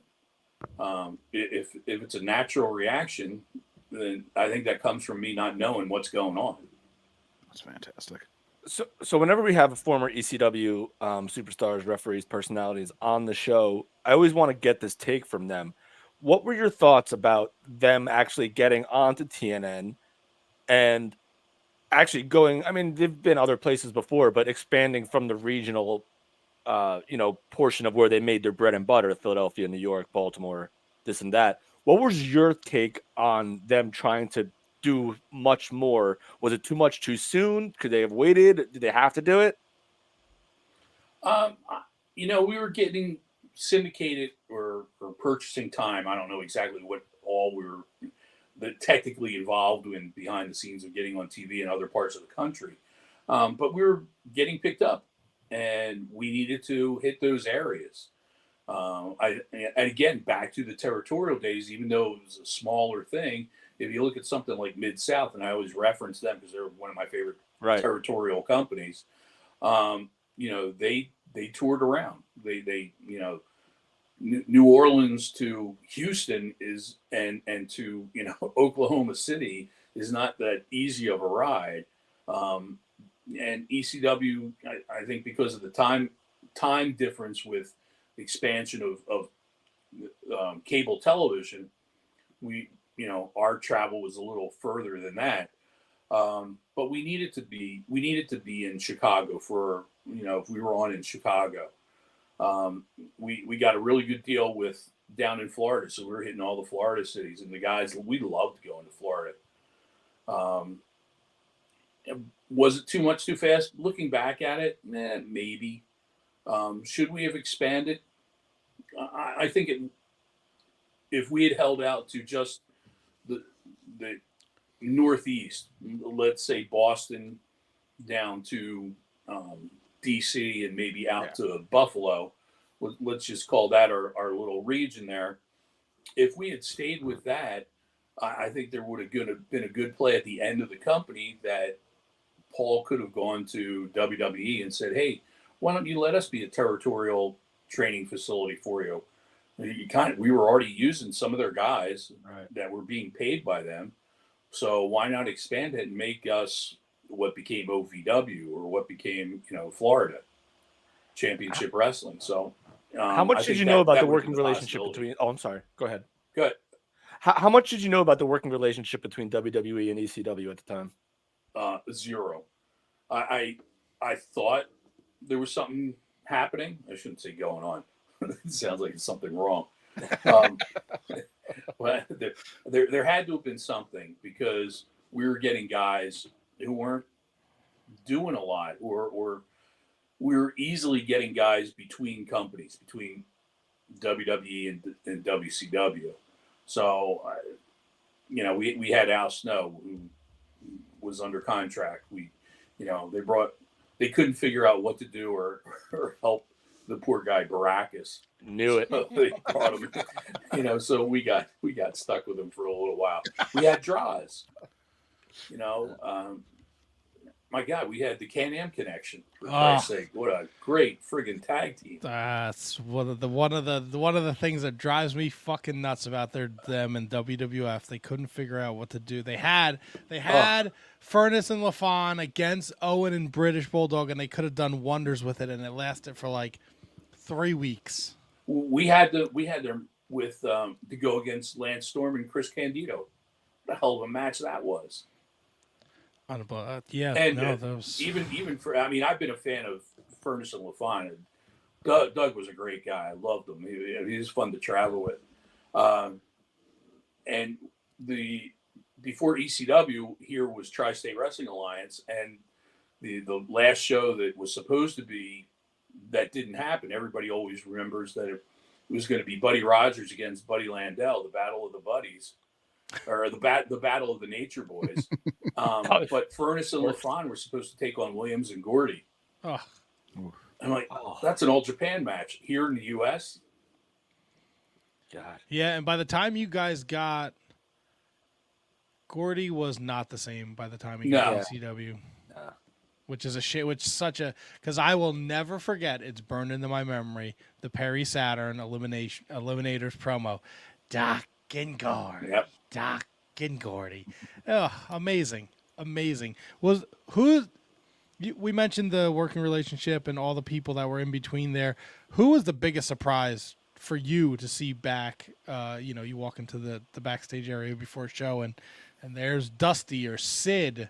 Like, who was the... Who's the biggest surprise for you? Not that he was there when we walked in, but when he walked in after we were already there, Jim Cornette. Yes. Never expected that. Yeah, I don't think anyone at the arena that night expected that either. No. That was, but he was in and he was out, and that was it. Yeah. So what is that like though? Like when you see like a Sid Vicious, a Dusty Rhodes, a Scott Hall, like. Bobby Eaton. Like what you eating? What's that? What's that like for you back there? I was like, wow, this is going to help us. This is going to move us up a step. It was all about moving the company further, getting us to, it was WWE and WCW when it was ECW down here at number 3. I wanted to get up into that area with them and having Sid and all those guys you mentioned was going to help us if they were able to find a way to keep them to stick around or at least be around on it when needed. You mentioned being part of a lot of monumental moments in ECW, referee for Barely Legal, Sabu and Taz, the first pay-per-view. What are some of the lowlights, though? I know, and I don't know if were you the referee for the exploding barbed wire match in Asbury Park between Balls and Vic Grimes? Yeah. So that might be it. Let's run with that one. Yes, I was there for that. I was very much excited to see an exploding barbed wire death match. I was happy to be part of it. I was like, wow, this is the first one in the U.S. This is going to be cool. I'm going to, people are going to see me all over the place do this, and nobody ever saw it. Was there ever a moment for you in the ring where you were afraid for your life, like maybe before or after a Dudley's promo? There was a Dudley's promo one time in Chicago where people were throwing crap into the ring. And I got hit in the back of the head with a chair. Jesus Christ. And I, gave it a slight register, but I didn't put it over. And then I felt it trickle down the back of my neck. I was like, son of a bitch. And that was when I realized that there was no one left in the ring anymore except me. And I started looking around, and the Dudleys are out in the crowd, almost like the scene from Slapshot, where the Hansons go into the crowd. Is this the guy? Hitting him with a shoe. Man. Is there you hear wrestlers say it all the time, like working this guy is good. It's like a night off. Was there 2 performers when you knew like getting in the ring, it's going to be an easy night? Because in ECW there was always so many moving parts. So was there 2 performers you knew like, oh, this is cakewalk? Yeah. There were a lot of guys, I shouldn't say a lot of guys, a handful of guys that I felt like that because I'd worked with them so much. Okay. With their matchups. Jerry Lynn and Lance Storm. Jerry Lynn and Just Incredible. Let's see. Dean and Eddie. Those guys knew exactly what they were doing, and I'm just there for the ride. Like, I have the best seat in the house for this match. Thoughts on Paul Heyman getting inducted into the Hall of Fame in Philadelphia? Okay. Oh no! I'm sorry. No. I mean, I'm looking around because the lawyer's over there. No, I know the lawyer. I'm looking over this way. There's more trouble this way. Did you ever see the scene and everybody's seen Young Frankenstein. Yes. Yep. Okay. And you know when they they say Frog Walker, and you hear the horses in the background throughout the movie, right? Well, every time you mention that person's name, my wife would probably stick her head in the room and go, "What the hell's he doing on my TV?"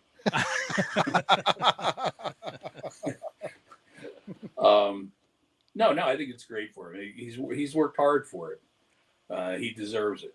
I would have liked to have seen them say, we're going to induct ECW into the Hall of Fame. I think there should have been the consideration of ECW as an entity being put into the Hall of Fame. Because I don't think you could do that with any other company. You can do a WCW. It's not doable. But the one thing everyone's like, who should induct them? I would like to see Brian Gerwitz induct him. If you read the book, you'll know. You're still out there pounding the pavement. You're going to be up in our neck of the woods, actually, and doing a lot of work with ISPW in April. What is your role with ISPW? I'm their referee. I'm one of their referees. Awesome. Yeah, I'm just referee. They said after I shut the company down, shut down OTW, and I had a ring, and ECWA is actually who bought it from me, and they were the ones who got me back into refereeing. I wasn't really looking to do it, and they said, "Hey, we've got our the next show is our Super 8. How'd you like to do it? You could work with John again." And I was like, "Okay, I'll do it." It's been 15 years since I refed. I should be able to remember how to do it. And that was what got the ball running.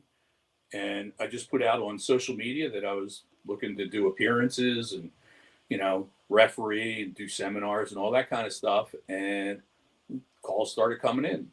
So, let me try it. I'll take a booking. And I'm working with a couple of different companies in the area. I don't think I'm going to, a shot here and there for somebody new. But there are like 3 or 4 companies that I work with in New Jersey and Pennsylvania that run in that area that I'm going to stick with.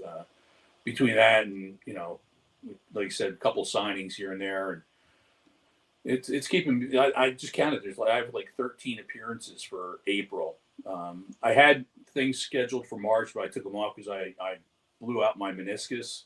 Oh. So I'm just I'm back up walking around after 2 weeks. But I thought, let me just take the month of March off just to make sure everything's okay and get back in August, or I'm sorry, in April to start off WrestleMania weekend. Is it? I'm gonna ask because we're all approaching that age. Did you blow out your meniscus doing something cool, or were you like trying to get out of the chair? Because I tried to get out of my chair today, and I got a fucking splinter on my foot. I was doing it my regular 9 to 5. I have a courier service. Okay. And I was just moving a box from a cart to my trunk, and snap! I heard it, and I couldn't put a single ounce of weight on my leg. If someone had looked out the office window, one of the office windows of my client, they would have thought I was having a stroke because I'm leaning up against the car trying to get in, and I can't put any weight on my leg. It was ugly. It was, but 2 weeks and recovering on its own with a little ice and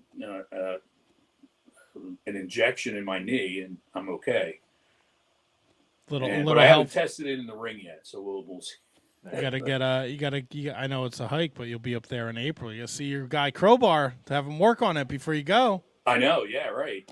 Crowbar's at all their shows. He's another one, Miracle, that's come back and doing great. It's great to see him in the ring as much as he is. And ISPW, they put on some really good shows. Yep. I hate that I'm going to miss this Friday. They're doing an event, and they're also having a meet and greet with Mick Foley. Yeah. And I would love to have been there and see Mick. I haven't seen him for a long, long time. But like I said, I'm going to take the month off, rest of the month off, and see how I heal up, and knock wood, be back for Mania weekend and back full time after that, or as full time as I can take. Right. So let me ask you this: something I've always been curious about. You hear about like wrestlers having cliques, and obviously the clique.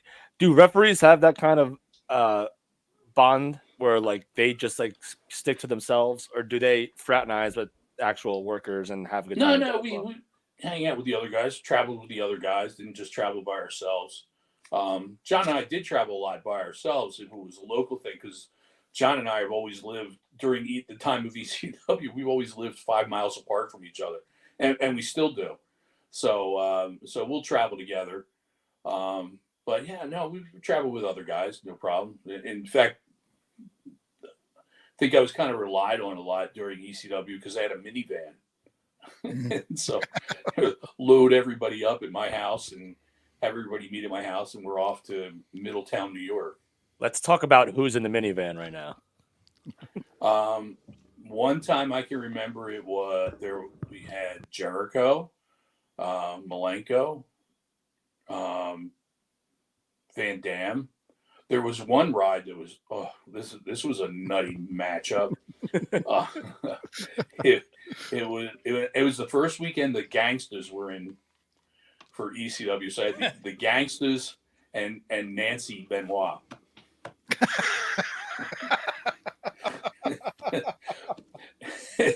and we were coming back from Jim Thorpe. Nancy, I love Nancy. She's great. We were coming back from Jim Thorpe, PA, and we just got off the PA turnpike. And Nancy said, "I have to go to the bathroom so bad. Pull over." "Are you sure?" "Yeah, pull over." "All right, pull over." And I probably shouldn't tell this story because it makes her seem less of a lady than Lucy. But anyway, so we pulled over, and as soon as we pulled over, red and blue lights are on in the back window. And New Jack is like, "Damn, we got pulled over in a minivan with 2 white folk in the front, and we're going to get killed."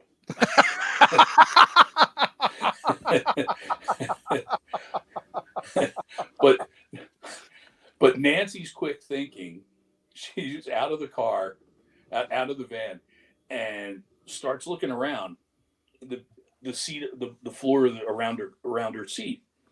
And the cop comes up with the flashlight behind her, and just as he does, she goes, "Here it is." And she had pulled out a ring. She said, "Oh, thank you. I needed that extra light. My ring fell off, and I couldn't find it. I was so nervous. I was afraid it fell off before we got back in. Thank you so much." And the cop let us go. Wow. I was like, "Oh my God, you're brilliant." That's genius. Was there a reason for them to pull you over in the first place? No. Okay. Maybe it was because we were pulled over that they stopped and put the flashlights on, Gotcha. or the flashers on. But there was another car one time. It was me, Dean Malenko, and Cactus McFoley, and we had done again Jim Thorpe, and the next afternoon we were doing something in Maryland. It wasn't an ECW show, but a lot of the guys we were part of this show, and then we were doing the arena that evening. So we're in, somehow the three of us are together, and Mick says, "Hey, we should ride together. I'll go get the car tomorrow morning." And Dean and I looked at each other like, "He's going to get a car?" Because he's notoriously cheap. Yeah. And so we're, okay. So then the next morning, Dean and I are outside waiting for the car to pull up, and here comes the car. Mick hops out of it. It was a K-car station wagon.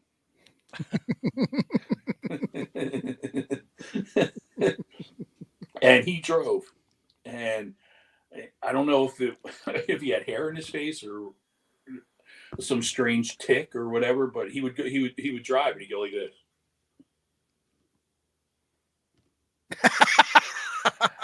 And Dean's in the front, and I'm in the back, and Dean's going, "You see what he's doing?"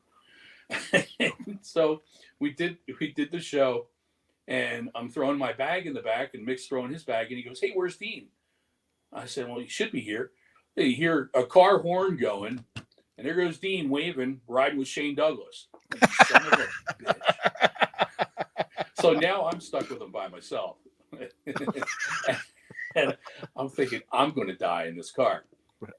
And he goes, "Hey, do you mind driving?" "No, absolutely not." So I drove back, but it was a weird matchup. Sometimes they work out. Well, Jim, I think this has worked out. This has been an absolute pleasure to sit down and talk and pick your brain and, let people know that you're still out there doing your thing. Is there anything you want to leave the folks with before we let you enjoy the rest of your Monday night? I think I can announce this. We've kind of crossed the I's and dotted the T's, as they say. But for WrestleMania weekend, that Thursday night they're having this, I think. Yes. There's a wrestling event at the arena, and I will be refereeing there. I know Rob Van Dam's on that.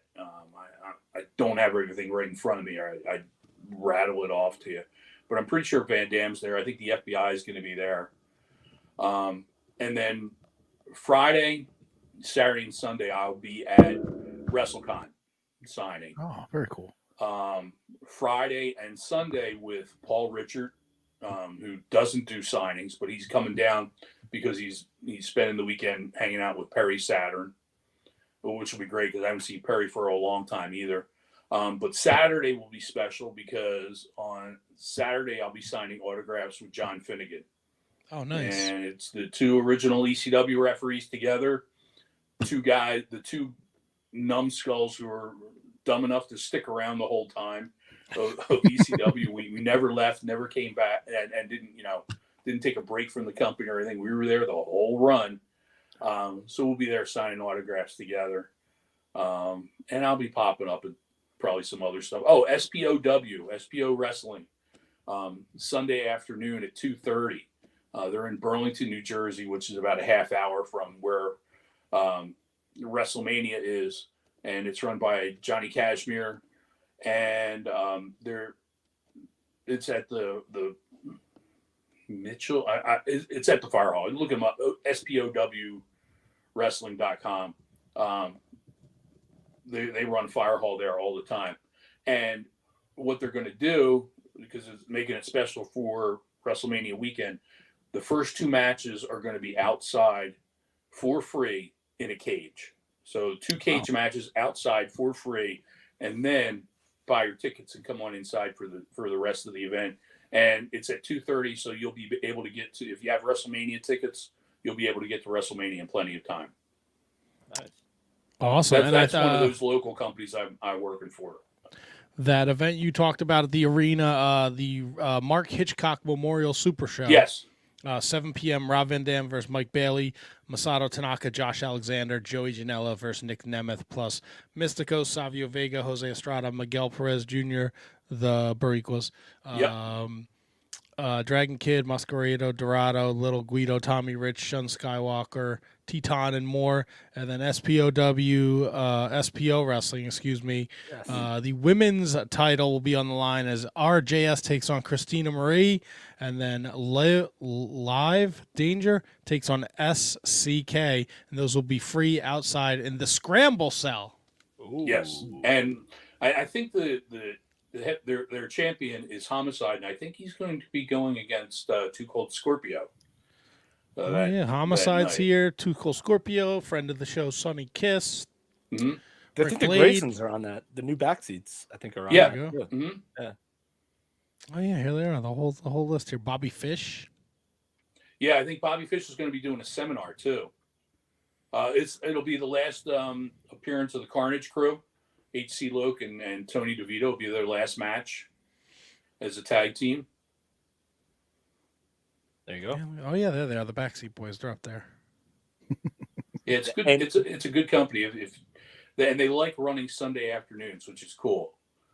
It's something different. So if there's plenty of other things going on in Philly on a Saturday or a Friday night with wrestling, or even in the Philly area, but they're doing Sunday afternoons, and I like gets me home for a Sunday night dinner too.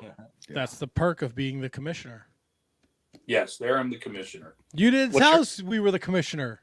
Well, there are some places that I can take it easy. There's another company, Dog DAWG. I'm their head of matchmaking committee, so commissioner or whatever whatever you want to call it. But it's nice. What's your ideal Sunday night dinner? Ooh, depends on the season. If it's winter time, chili that's been in the crock pot all day, nice, is a good one. In the summertime, I like to barbecue myself. So, and try to barbecue enough stuff for at least a couple of days. So some chicken breasts to last me through the week, and turkey burgers. Turkey burgers have to be cooked the right way because the turkey will dry out cooking it. So what I do is I mix it with a little salsa to keep it moist, and very good. Not bad. I gotta ask you this. I'm getting to the bottom of something here. Yeah, get to it. I'm getting to it. Say you're home, right? You just got home for the day, right? You're done, right? You know that you're in, right? It's time to relax, right? Now that you're home for the day, you wearing socks in the house? Oh yeah, I always wear socks. Always wear socks, man. I'm not a barefoot person. Not a barefoot person. That's you landed on the opposite side. You landed on the opposite side. No, the winning side is what I like to call it. Chubby Dudley said he hasn't worn socks in 20 years. I believe that. Oh, Matt, Double T, you got another one. See, huh? yeah. You want to ask him the other one? Ooh, the other deodorant question. People want to know. Yeah. Well, nobody's asked, but I will. Well, two more follow-ups, I guess. How do you feel about the wink? I'm trying to bring back the wink. I don't feel like we use the wink enough. The wink. Yeah, a little. I mean, yeah. You know what I'm saying. That wasn't bad. Depends on how you use it. You got a good wink. It's being used. Okay, selective winker. Yeah, it's, the appropriate time. Okay. Get what you know what I mean? Yeah. And now, Double T here. He doesn't wear deodorant. No. See, you fuck. It's context. When I have a weird, I do the same thing. I do the same thing every Monday before the show. I will take a shower before we do the show. And when I get out of the shower, I don't put on deodorant because I will not be leaving the house. In the event that I'm leaving the house, I will put deodorant on. But because I'm in for the night and not doing any activities that would cause me to work up a sweat, I don't put on deodorant. I just don't not put deodorant on, handsome Kevin, you dick. He's the only one that I know of that gets Let out me of ask you a showers question and about deodorant. that. Is there a significant other in the home? There is. Yes. Really? Yes. Wow. So she doesn't have a great sense of smell, so I could stink. I don't if know. you can get away with it, then yeah. Yeah, so I'm taking away that, Jim, you are a deodorant guy. Yeah. Yeah. See, fucker. I'm a deodorant guy, dude. No, Because you son of a bitch. I don't want the rash. What a rash! What is wrong with you guys? I don't know about the rash. Fat people that our skin rubs together. I'm a fat guy. you see him, Jim. I'm a fat guy. I'm a fat guy. I know. But our skin tends to rub together a little bit more and becomes irritated a lot easier. What are you doing where your armpits are rubbing against the? What are you trying to fly? No, I mean, do you hold your arms out like this all day? Great point. My arms are on the table like this right now. When you walk, do you walk like this, or do you move your? I'm a weird dude, so I do a lot of different things. Obviously. But don't see. You're starting to put out this narrative, handsome Kevin. Not you, Mr. Jim. Handsome Kevin up there. Not handsome either. I don't know how he got the nickname. You gave it to him, I think. Someone else did. I wear deodorant. Don't start spreading vicious lies. I'm just saying, out of all the guests that we've had on, not one of them said, you know what? Yeah, out of the shower, I don't put deodorant on. I don't want to offend my wife or the dog in the house. I mean, who has a pet? Everybody have all right? Do you when you use the bathroom, do you shut the door and so the pet doesn't walk in on you? Mm-hmm. No, My cat is always if I don't shut Well, the you're door, a cat she. person. That's why. Yeah. What the fuck does that mean? Oh, no. Jim, my man, Oh, totally no. redeemed himself. Oh no. I mean, I have I even had speak Cardi in dogs. front of my dog when I need to. I have had dogs before, but me and my wife work in the restaurant industry, so it's not fair to get a dog and then never be home with the dog. I agree with that. So cats are easy. She don't care. So She's we're sleeping finished. right now. In the middle of the night, she'll get up, jump all over me at 3 o'clock in the morning. She don't fucking care. She'd eat my. If I dropped I dead, would. she'd eat my face in a second. Oh, I care. I don't want to be woken up by her little roly-poly fat ass. Well, plus I'm highly allergic to cats anyway. Okay, then that's works out. You guys are over here talking like I got like I'm the crazy cat lady. I got 40 cats in the basement. I got 2. And you keep them in the basement. No, one lives. Nailed it. The great Muda lives downstairs. He has free reign of the first floor of the house, and then Nellie, she only gets to stay up here because they don't get along. Riveting. Okay. Jim don't give a fuck about your cat. All right. Well, you know what? Fuck me running. Jim, gotta ask. We ask them all. I ask every guest we've ever had on this show. When was the last time you shit your pants? My pants. Yeah. What else could you possibly not just shit? accidentally, not accidentally, getting into the shower and oops, that's not a fart. That counts. That counts. I think we've all been there. Okay. Does that count? That counts. I mean, depends. Like, I mean, I I'm an shit old my guy, pants for while I Christ's was sake. taking my pants off. So I mean, I'm an old man. I shit on command, basically. you can't be older than Tony. He doesn't know. Well, I could be. He's not here to defend himself, so we're gonna say you're not. Yeah, Tony's old. Have you ever been refereeing a match where somebody shit their pants? Oh yeah. I worked with the Blue Meanie a lot. Hi, Brian. Matt, may I have the floor for a second? Go nuts, buddy. So, a Blue Meanie shit your pants tie-in story. He was supposed to come do our live show. Matt, what year was this? 4 year? 5 year? 7 year? 5 maybe 5. 5-year anniversary show. So I got him a hotel. He had to bail. He wasn't feeling well. So he had to bail. No problem. No big deal. But we're all getting like schnockered because it's a celebration, big celebration. So I end up going to the hotel room that I had paid for that I couldn't get my refund on. And I couldn't make it to the actual toilet. So like I left this shit all over like the wall and the floor. The wall. Wall. All right, wall of Jace. What's wall of Jace? Catty corner. This is news. That little corner of the wall, and then you turn, and there's like 2 feet exactly between your, for your door. Yeah, we're talking about a hotel bathroom here. We're not talking about like the Plaza, We're talking about a Marriott in West Orange, New Jersey. So it wasn't anything crazy. I've never shit on a wall in my life. And it's probably, I don't think I shit on the wall too. That was for stories effect. That was and if it was in exaggeration. West Orange, New Jersey, it's probably nothing they haven't seen before. No, 100%. Jim knows. You know West Orange? He knows the exit sign 280. Yeah. The oranges. Yeah, No, so I Blue Meanie. go through. Like I said, I have a courier service, so I'm driving all through New Jersey all the time.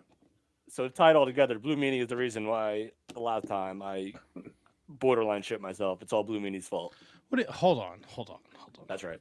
You either shit yourself or you didn't. You can't borderline shit your pants. No, I'm blaming on Blue Meanie. That's all. Just saying. I don't know how the Meanie feels. Will you be going to the Meanies celebration at McCluskey's? I think I will. I'm going to try. And again, I don't know why I don't drink, but I'll be there anyway. Good. You can go for the ambiance, have a seltzer. Right. I'm gonna see if there's anything other than Van Halen in the jukebox. box. There's got to be some Blue Oyster Cult. Well, Meanie's such a huge Van Halen fan, and he practically runs the place. I figure it's just loaded with everything Van Halen. Maybe even some good bootlegs. Anything's possible. Be sure to follow Jim on Twitter at Jim Molineaux. It's been going across the bottom of the screen all night. I will include it in the description of the episode, so give Jim a follow. And if you're at any of these shows on WrestleMania weekend, you see Jim, say hello. Buy him a Pepsi Cola. Buy a T-shirt. You got T-shirts for sale, right? You got gimmicks? Yeah. I'll have photos and trading cards with me, and I do have my EC Referee T-shirt available with me. But there are more shirts available if you go to tpublic.com, and in the search just put in Extreme Referee, and you'll see things like the Referee Club instead of the Bullet Club, referee instead of Austin 316, Referee 123. Let's see, what else do we have? Acknowledge Your Referee. Yeah. Five-star ref. 5-star ref. Yeah. Did the other referees get upset that you Running Wild? Are the other referees upset that you took the EC Ref and W? That's pretty clever. Nobody said anything to me yet. Right? Fuck, too slow, Yeah. Jones. You're out of here. Nice try. Pee-wee. Hey, what the Taz, was he always with the Joneses, or is this like a new thing since he's been on TV now? I think that's a new thing. Are you allowed to have a T-shirt in orange? Is he over that yet? No. I still won't wear a Flyer shirt here. Brother, you're wearing my colors. I'm sorry. He's gonna wait for you on an exit and stretch you. Actually, he said that to me. I was wearing a Flyer shirt. We were at the arena, and it was, I forget what year it was, but the Flyers were in the playoffs that year. And so everybody was wearing Flyer shirts. And I walked in with mine on. He said, "Brother, you're wearing my colors." And I'm like, oh, shit. Oh, you know what? There are going to be so many people out in that crowd wearing those colors. You should think about that as using as the basis of your promo. That all these people are wearing your colors, but they don't support you. Yeah, that ain't bad. That's a good idea. Yeah. Good idea. Walked away. It's like, wow, I survived. He let me. Yeah. Thank God. Thank God. Well, Jim, this has been an absolute pleasure. Anytime you want to come back on, you got something to promote, you want to shoot the shit, you're more than welcome to join us. This was a blast. If you need time to fill, I'm your time filler. Be careful what you wish for. Check your DMs after.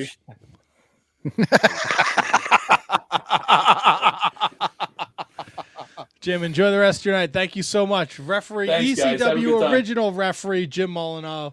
You're going to follow him on the Twitter machine. And we'll see you soon, Jim. All right, take care, guys. Thank you so much. Good night, Jim. Bye. Ooh, hey, guys. Hey, it's Handsome Kevin.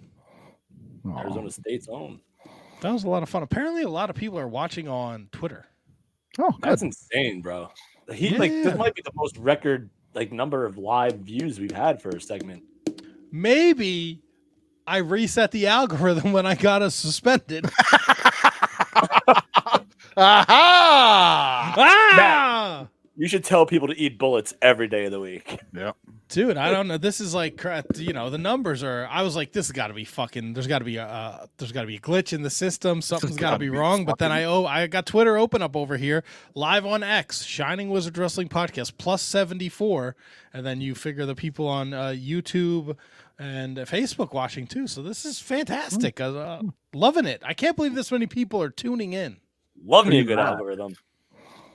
Right, I want to finish talking about Hall of Fame stuff. We got to talk about a little AEW information, some Dark Side of the Ring, and we'll do that. Back after this. Oh fuck! I wasn't even ready. I suck. God damn it. Sorry, Kev. I'm ready now. No, you're good. I'm gonna do it again. I can do it again. Please. I gotta pee again. All right. Back after this. We'd like to thank each and every one of you for tuning in every Monday night to listen to The Shining Wizards. If you'd like to continue to support us outside of listening, we've got a few ways for you to do that. If you shop at Amazon, go over to amazon.shiningwizards.com, do your shopping as usual, and when you make your purchase, a little bit of that purchase price will go back to support the show. If you like to wear t-shirts, merch.shiningwizards.com will take you to our Pro Wrestling Tees store, where we've got over a dozen great designs from over 11 years of professional wrestling podcasting. You can become a Patreon supporter at patreon.com/wizardspodcast, and the more you support us, the more things that you're entitled to receive, and believe me, they are fantastic.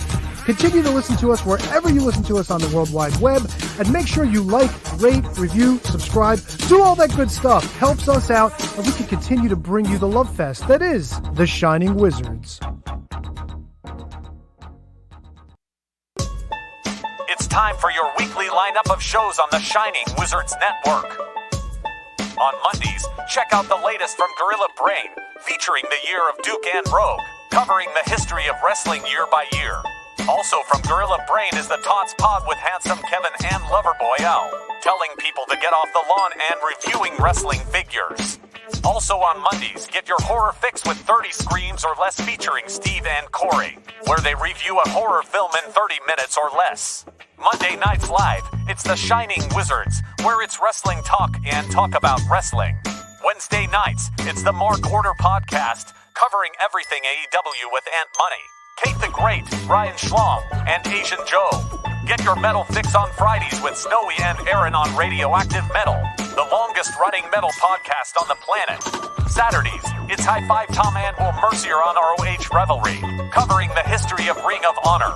On Sundays, it's Inconclusive Breakdown with Justin and Vince, covering the week in pop culture, politics, and more. The Shining Wizards Network also features other great shows, including Bread Club, where Kieran and Matt cover everything New Japan Pro Wrestling. The Brocast, where brothers Alan and Tom watch some of the greatest and not-so-great matches in wrestling. Turnbuckle Throwbacks, where the Impact Playa Phil Rhea discusses current wrestling while paying homage to the past. And Wrestling Night in Canada, where Snowy, Matt, and Dustin put a north-of-the-border perspective on the world of wrestling. Enjoy all the great shows on the Shining Wizards Network. Entertainment, here.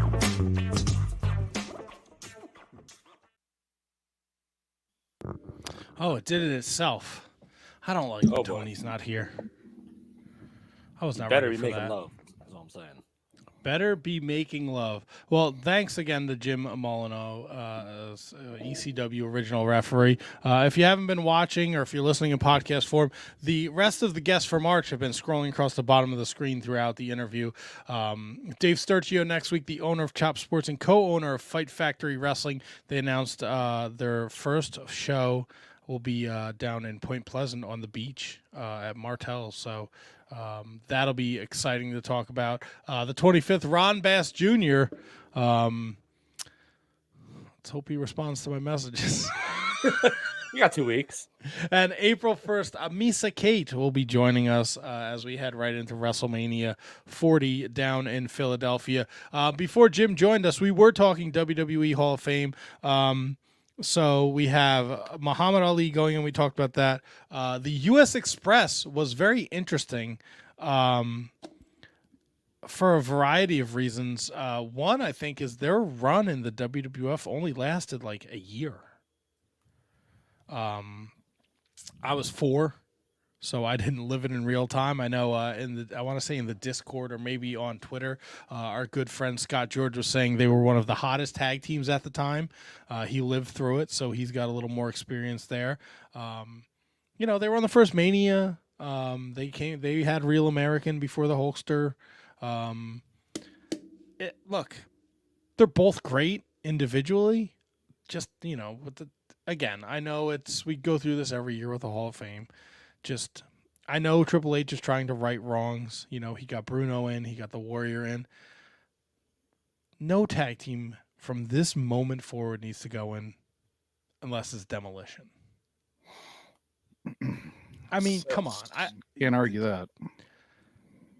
I think there's a lot more to it than I agree with you. Demolition should be in the Hall of Fame, obviously, first and foremost. They should have been in a long time ago.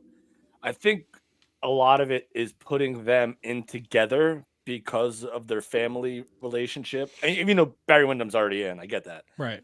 But like Mike Rotundo going in, like, would you put him in as IRS as a single or like? Yes. Yeah, I think the IRS character and that run is at Money Inc. is a better tag team in my opinion than the U.S. Express. That's a great point that I never even thought of. That Money Inc. is like put DiBiase in twice. I feel like this, and this might sound like mean spirited to these two guys, but I think we're getting a Bray Wyatt induction too. So I think having those two guys involved with Bray Wyatt and having them do a quasi acceptance speech and mentioning Bray, if that's a possibility, I think they'd want to be there together for it. So that's the only takeaway I have from it. I don't think it's not deserved. I don't think the most deserving, but I don't think it's not deserved. You know what I mean? No, I hear you. Look, I get it. It's and if you read all the reports, like The Rock is heavily influencing this Hall of Fame class. Really? That's what they're saying. He's making a lot of What connection does Rock have with Bull Nakano? Oh, sorry, jumping ahead. What connection does Rock have with the U.S. Express? I don't know. I have no idea. Look, again, they're both great as a tag team. They were great. Their longevity, they had one good year, Tony, what's up? Hi, fellas. I figured I'd pop in for a few minutes. How's it going? Good, thank you. HK, I didn't mean to cut you off. What was your thought? No, you said Money Inc. and I know that U.S. Express was short-lived for the Federation, but their total run was what, 4 or 5 years as a tag team, somewhere in there. The U.S. Express you're asking me about? Yes, the U.S. Express. Yes, but yes, I'm sorry. Go ahead. I'm gonna look it up so I can give you all the information. And I don't know that like Money Inc.'s was longer than U.S. Express's. I mean, obviously they got more they got more notoriety because of the time in which they're a tag team. Would I put U.S. Express in? No, I think each of them on their own definitely deserve it, but I don't think that as a tag team, like I don't know that it makes a ton of sense. So HK, you said that you thought that U.S. Express's run was 4 or 5 years as a team? As a team, yeah, because they teamed outside of the Federation as well. They were longer than Money Inc. Because Money Inc. was the tail end of DiBiase's career, right? So that was only 92 to 93. Yeah. So the U.S. Express worked championship wrestling from Hollywood. Hollywood. Tony, did you listen to the Jim Molineaux interview? I popped in about 10 minutes ago, and I listened to Kevin shitting a Jace to a corner. That's right. Well, I listed off all the ECW referees. Did you know Pee Wee Herman, ECW referee? Oh, former guest of the show. What the fuck? Championship Wrestling from Florida. They were a tag team from September 83 to July 14th, 1984. Then they were in the WWF from 84 to 85. They showed up in Japan, All Japan in January of 86. And then they resurfaced in the WWF as the American Express, Mike Rotunda and Dan Spivey, which didn't last very long. Don't leave home without him. If we're encompassing the whole, like, WWE now looks at outside WWE careers as part of the Hall of Fame, I think U.S. Express is probably more than deserving, don't you think? Here's the thing, right? So, like, I agree. I think HK said it. Each of these guys deserve to be in on their own for what they've done for wrestling. It's weird because you don't really look at it like, and I don't know, like I know like the Baseball Hall of Fame, the Football Hall of Fame. Do they induct like full teams into Halls of Fame? Like if a team is a dynasty, they don't do that, right? No, so I like think sorry, Tony. I think the closest thing that they do is they'll have like players from like way back, like previous eras of players. So players from the 30s and 40s along with the current class. I think that's the closest thing I could comp to kind of what you're saying. Okay, because I mean, like, and then the argument is always like, well, James Dudley's in the Hall of Fame and Coco Beware's in the Hall of Fame, and they always run off somebody who like maybe's not deserving, and it's weird because there's never been a set criteria, but if you were going based on like an entirety of a career of the two of them being a team, probably not, you know? Now, if you reevaluated Coco Beware, it's different because you don't look at Coco Beware in the microcosm of WWF. You could look at him as in the PYTs and everything else that he did in Memphis and everywhere else that he traveled to. You say, maybe he is a Hall of Famer, you know? Right. But, I guess it's pretty much just like writing your own narrative, like we say all the time. Like how it's okay to perceive him as this, but we all really know like he went in for his WWE run. He didn't go in for his Memphis run. He didn't go in for that. He went in because he was a lovable character. Coco Beware, I'm talking about. He went in because he was a lovable, over fun character in WWE. At that time, they did not take it in account his other outside, history. And a comparison I kind of want to bring up to you, Matt, is Barry Windham going in twice, not as a solo. Member of the Horsemen, member of the U.S. Express. A guy like X-Pac, Sean Waltman, not as a solo, went in with NWO and with DX. Would you put X-Pac in that solo Hall of Fame category by himself at this point, or no? Or even Barry Windham? I think both guys, yes. Yeah, I think if you look at the entire career of Sean Waltman, I mean, he was one of the guys that put Global on the map. It was him and Jerry Lynn. Like, that's what people were looking for, Yeah. So and plus, he blew his asshole out in a wrestling match. Like, how do you not get in the Hall of Fame for that? There you go. I was there for one of those. Nice.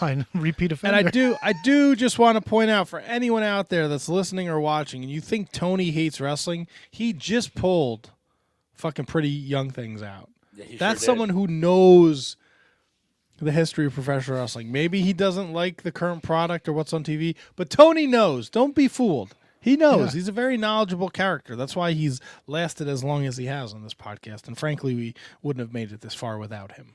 Oh, thank you, sir. I almost feel bad about talking shit about you over the weekend.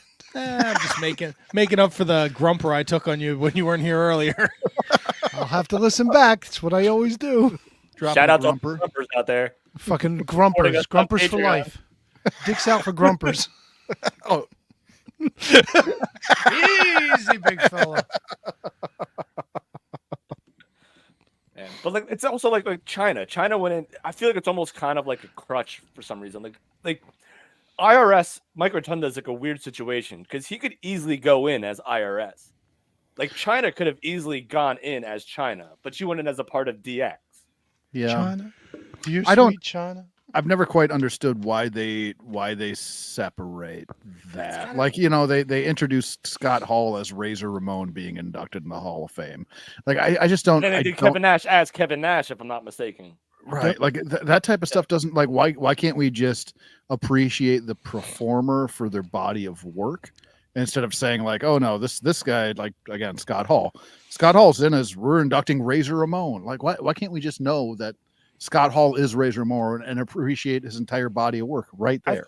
I think they did, but like I feel like it was. I mean, again, this was the Vince McMahon era, so I feel like his property is far beyond his real name. So like I feel like that's why they did it for Razor Ramon, but they did acknowledge his entire body of work with the NWO. I feel like. But Scott George. Still, sorry, Tony. Big Scott. What about Big Scott Hall and Kurt Hennig? Yep. Scott George hits us with a 40 years of WrestleMania this year. It should have gone in 10 years ago with Volkov, Sheik, Orndorff, and Hogan. Yeah, but that class was stacked to begin with. Piper was you know in what I'm that saying? too. Yeah, Piper was in Piper, that Hogan, too. Sheik, Volkov. Did Orndorff went in? Like, yeah, it was not so maguzzo. You guys watching? You guys watch the Hall of Fame? Like, do you watch that? No. The induction? Okay. 100%. Yeah. So do I. Worst Hall of Fame speech of all time? Mr. T. Yeah. 100%. Hillbilly Jim is close. He just loved his mama. Oh, Dare you besmirch the good name of Hillbilly Jim? With double T on that one. Yeah, At the expense of Mr. T. I watch Scooby-Doo too, you piece of shit.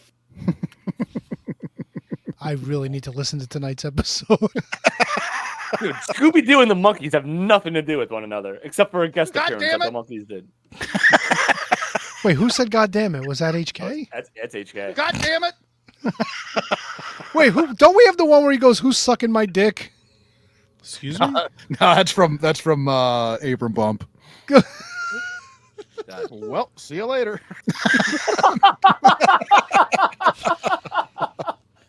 Man. Jesus. No, we're not seeing later. The 100 you people guys- that are watching us live right now. Holy crap! Did you only talk about the U.S. Express at this point? Like, how far in are we? We did a little. Well, thanks for listening. We did a little Muhammad Ali. I'm kidding. Oh I my know God. You're kidding. Oh my God. The only person I Now. didn't touch on was Bull Nakano. Oh, yeah? I touched on Bull Nakano. Bro, she's quite the looker at her age too, ain't she? Is she? Hell yeah. Yeah. Ow. GTS, my man. Yeah, Bull Nakano going in. I think that's awesome. Yeah. It's got to be on her entire body of work, though. I mean, like, her run was Yes. also short in WWF. Yes, but I think the women's wrestling revolution doesn't get where it is without someone like Bull Nakano. Yeah, very ahead of her time. Get out of here! That's right. Get out of here, Bull Nakano. You're out. She Yeah, was fine. fuck Then I off. got up to take a leak, and then I pet her, and then she wanted to hang out. She's gotta wait. It's a cat, bro. That's what they do. When was your first Bull Nakano experience? I guess, for lack of a better phrase. When she took my drawers down and said, "Choppy, choppy, your pee-pee." 1994. So it was WWE, right? Yes. Wait, did she come out? Did she come out to that generic Japan music that they gave to like Kato and Tanaka and It all always them? starts with a gong. Ding ding dong dong ding ding ding ding. It always starts with a gong, and then just. And they never put respect on anybody from Japan either. Like, the only people that got announced from where they were from was like Mr. Fuji and Mr. Saito. Everybody else was always from Japan. I wonder. This is conspiracy theory. Kevin chiming in here. I wonder if it's because I'm probably wrong. That's the music. It's the Orient Express music. It's Well, everybody's music up until Hakushi. Hakushi was just thunder. I think. Did I wonder if Katao and Kojima or whatever get this at WrestleMania 8, or was that Yes, already they- done? They had to have. The song is called the Orient Express theme song. Of course. Well, of course it is. Also known as. It's like the generic song that they used in WCW for like for Devin Storm and Ace Darling, and for like Greg Valentine, that dun dun dun dun dun dun dun dun dun dun dun dun dun dun dun dun dun dun dun. Janetti had it too. The Hollywood Blondes had it too. Yes. Yo, Janetti walking to the ring at WCW was like my biggest like pet peeve ever. Because he's the freaking rocker, and you have him walking to the ring going down the dun dun dun dun dun dun dun dun. Like, he's still doing his like rock and roll strut and stroll stuff, but he's walking instead of running. It was the worst. Woo! Oh god. Holy shit. Yep. How was this Marty Jannetty? This is Greg the Hammer Valentine. It works for the Hammer. Slow as the line. It's a great fucking theme song. For everyone. Well, that's the problem. They used it for fucking everybody. Yo, so that music was in the same library as the NWO music. Imagine they gave that to everybody. Imagine like that was Marty Jannetty came out to the NWO music. It's known as Satan's sister. Oh, well, of course. She's a great gal. I thought she was no Geary. Oh, you mean a Benelli? One of the two. God. But they recycle theme songs all the time. Like they did it for until Angle's music landed on Angle. Like Patriot used that. Yep. Sergeant Slaughter used it. Like a lot Did of people used it. Yeah. When he fought Triple H in the boot camp match. Oh, like I didn't know that. And same thing with like Billy and Chuck. You Look So Good to Me. They did that for like Sunny when she came back. Oh no, that was Sunny's. And then they did it for Billy and Chuck. And then they did it for like Rico when he was by himself. Yeah, Somebody Call My Mama was Ernest Miller's, right? Yep. And then they used it for Tyrus, NWA former champ, right, Tony? Ugh. Vomit. I wonder if I'm they're doing working the on Bull breaking Nakano news right now. Oh, what? Oh, he's working on breaking news. I'm working on breaking news. Yeah, relax. Keep talking amongst All yourselves. right, so I wonder if Bull Nakano is going in to this year, going back to my conspiracy theory, Matt, is because Japanese talent has been so high profiled. Look at Damage Control, look at Shinsuke, look at Tozawa now. Like, I wonder if they're just doing this. Again, this is not like I'm not saying it's good or bad or wrong or right. I'm just wondering if that's part of it because you have 3 high-profiled Japanese women and a high-profiled Japanese male all actually using subtitles with Japanese language. I mean, you're kind of reaching for that. Okay, that's fair. I think, but I could see how that might be a thing. Like, and you're trying to court Julia, but also like you have to think like a lot of these women, right? Like if we wanted to get into pro wrestling, like we could go back to like Dusty Rhodes and Superstar Billy Graham, like Ric Flair in the Mid-South. Like for women to watch someone ply their trade, you had to like you're going back and you're finding Bull Nakano and Manami Toyota and Mariko Yoshida, like that. Those were the women wrestlers. Like no disrespect to like Rockin' Robin and Wendy Richter, but like that. No, you're right. You know what? Look, if you're not named fucking Fabulous Moolah or Sister Sherry, there's a good chance you were the drizzling shits in WWF. Okay, like the Jumping Bomb Angels are the. Yeah, but Alundra Blaze falls like in the category with Bull Nakano. Like I don't know who Bull Nakano is unless she wrestles Alundra Blaze, which she does at SummerSlam '94. I don't know who Bertha Faye is without Alundra Blaze. So I just think for women, like you have to go back and find women that are good at their trade. And I'm sure there were, I don't know fuck all about May. I don't think I could sit through a Mae Young match from the '60s or '70s. Like I didn't give a shit. 40s. But I watched Bull Nakano and Manami Toyota beat the dog shit out of each other 6 days a week, twice on Sunday. Yeah. That was an underrated kind of little run that WCW had there when they had that women's title tournament, and they brought in the woman that you have mentioned. Bull Nakano was a big part of that. Oh Tony, do you have breaking news or what's going on? Yeah, I'm just clarifying one thing real quick. But who do you think inducts Bull Nakano? Alundra Blaze, Asuka. Asuka. I think it's got to be Alundra. To be honest with you, I think I'm with Matt. Alundra with her hitters. Who inducted Medusa? Was it Bischoff? Was it Trish? Oh, maybe. Or no, Trish inducted Lita, or Lita inducted Trish. Column A, column B. Yeah. I'm gonna look it up right now. I don't recall. As Jeff Jarrett would say, I don't know, Conrad, if I have a recollection. Spend my days working hard on the go. When the fuck was she inducted? Now, Bischoff definitely didn't do it, I don't think. Class of 2015. No. God damn, that was long. Natty. All right, that makes sense. Was she farting at the microphone? Natty Night Fart? Oh my God. What was worse, Natty Night Fart or Piggy James? They did that? They did the Natty Night Fart thing? That was real? Oh, yeah, you don't remember when she was like farting when she was talking to everybody? Don't remember that. Thank God. Yeah. Well, Tony does. Tony remembers all flatulence. Listen, anything that has to do with buttholes in their drawers? Yeah, that's me. Then you want to know where these clips come from? This is where they come from, buddy. Eric Freed's 227 something.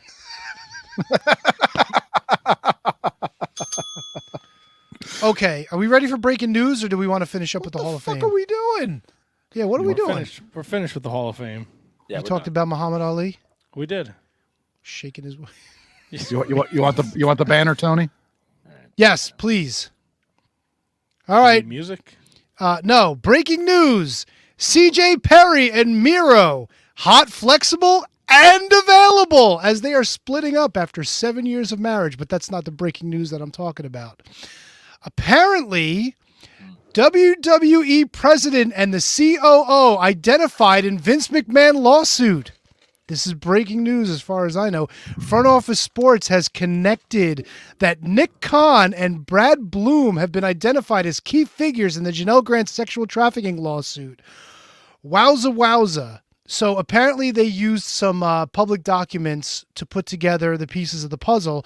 And they interviewed Ann Callis, who is Janelle Grant's lawyer, and she, quote, "I can confirm that these names are correct." Wow. They're not saying that they were involved in any way, shape, or form, but it seems like they kind of maybe turned a blind eye to things as they were happening. It also says here, this is another version is from News Nation Now. Fox has an article on it, but fuck them, I'm not paying for it. Let's see. In addition to Khan and Bloom's names, Vince McMahon's daughter, Stephanie McMahon, who also mentioned in the suit in an ambiguous context. Callis confirms Stephanie McMahon's name, which was mentioned once. So there you go. The suit claims they and others facilitated and covered up exploitation in ways that make WWE liable under federal anti-trafficking laws. Yikes. Ooh, that's. I mean, this is so. It's not only that this story was put together by Front Office Sports, but this is confirmed by her attorney, according to what I'm reading here. The Nick Khan thing is massive, like massive. If it's true, especially now, thanks to Vince, by the way, for cueing me in on this. This is big. This is pretty big. Oof. Uncle I Dave don't know who Brad Blum is, but what does Brad Blum do again? Brad Bloom is the COO. Yeah. Okay. Chief Operating Officer. I was going to say, he's fairly new too, isn't he? Maybe. I mean, can't be that new. Everybody knows who Nick Khan. Well, I mean, he would have had to have been there in 2019 and you know, or around at least for some of this stuff, right? Right. According to this article on The Observer, the suit alleges both Blum and Khan were involved in negotiating Grant's NDA. Wow. Is that all right? Let me ask you this, Tony. Is that bad? Like negotiating an NDA it happens all the time. Is that bad? I mean, if they didn't know the details about it, I don't like that. I mean, how far in the weeds are they? That's the question. Right. Yeah. If he's like, look, she's leaving. I want an NDA so she doesn't talk about, you know, personal business. That's one thing. Now, like if they're talking about just like an affair, right? You could also have an NDA for that, right? Yeah, I mean, yeah. But then the question becomes, the question then becomes, how much did Nick Khan and all these folks know? But then again, too, I thought the whole crux of this was that the legal department wasn't involved in this, that the allegation was that Vince McMahon did this all on his own. So not only did he do this without legal, he's got the president and then the COO involved in this without legal. I don't know, man. Binding the company without running it past a lawyer. And isn't Khan is in tight with The Rock, right? They're buddies from way back. But correct me if I'm wrong. Is it Ariel Emanuel? He's still the head of TKO Endeavor. He doesn't stand for shit. Like he'll cut bitches. He doesn't give a fuck. He's protecting that Endeavor TKO #1, and for any kind of horse shit that happens, you don't stand in his organization anymore. Is this going to be enough for Ariel Emanuel just to go, you're involved? Fuck you. I mean, look, it's his business, right? You know, if he's going to protect his business, he's got to do what he can to protect it. Which is odd because I also read earlier today that Brock Lesnar is coming back in the picture. Now, here's just to jump to that. Here's what I've put together myself about Brock Lesnar. Like, yeah, Vince McMahon had her, you know, Janelle Grant send her things. That's the allegation. And, you know, like he may have said some things to her and requested some things. But when it came down to like actually doing anything or like even knowing that there was like some weird shit going on, he might just be like, you know, hey, she sent me some videos and we were going to hook it up, but we didn't. That could have just been an excuse because Maybe Brock thought better and said, I don't want to be involved in this shit, so I'll make McMahon happy. I can't make it, the weather, or I'm sick, or some other shit or other. You know what I'm saying? Like, he bullshitted himself out of that situation, which is probably why they're trying to bring him back into the fold. But of course, you got to push him off to the side until you figure that shit out. But who knows, man? This is going to be fucking really interesting. What did you say Stephanie McMahon was named for? She was, let me see if I can find her. She was actually in the News Nation thing. I found her more easily here. That would be totally disheartening. So you would think that she got away because of her dad, but now whatever it is that you find out, it could be she was getting away because of herself. Right, because she left pretty unceremoniously. Like, she kind of just went, I'm gone. The paragraph I have here from the News Nation Now article, it says, quote, I can confirm these names are correct, talking about Khan and Bloom. And it says, in addition to Khan and Bloom's names, Vince McMahon's daughter, Stephanie McMahon, was also mentioned in the suit, quote, in an ambiguous context, end quote. Callis confirms Stephanie McMahon's name, which was mentioned once. So I guess during this research or whatnot that this front office sports did, they may have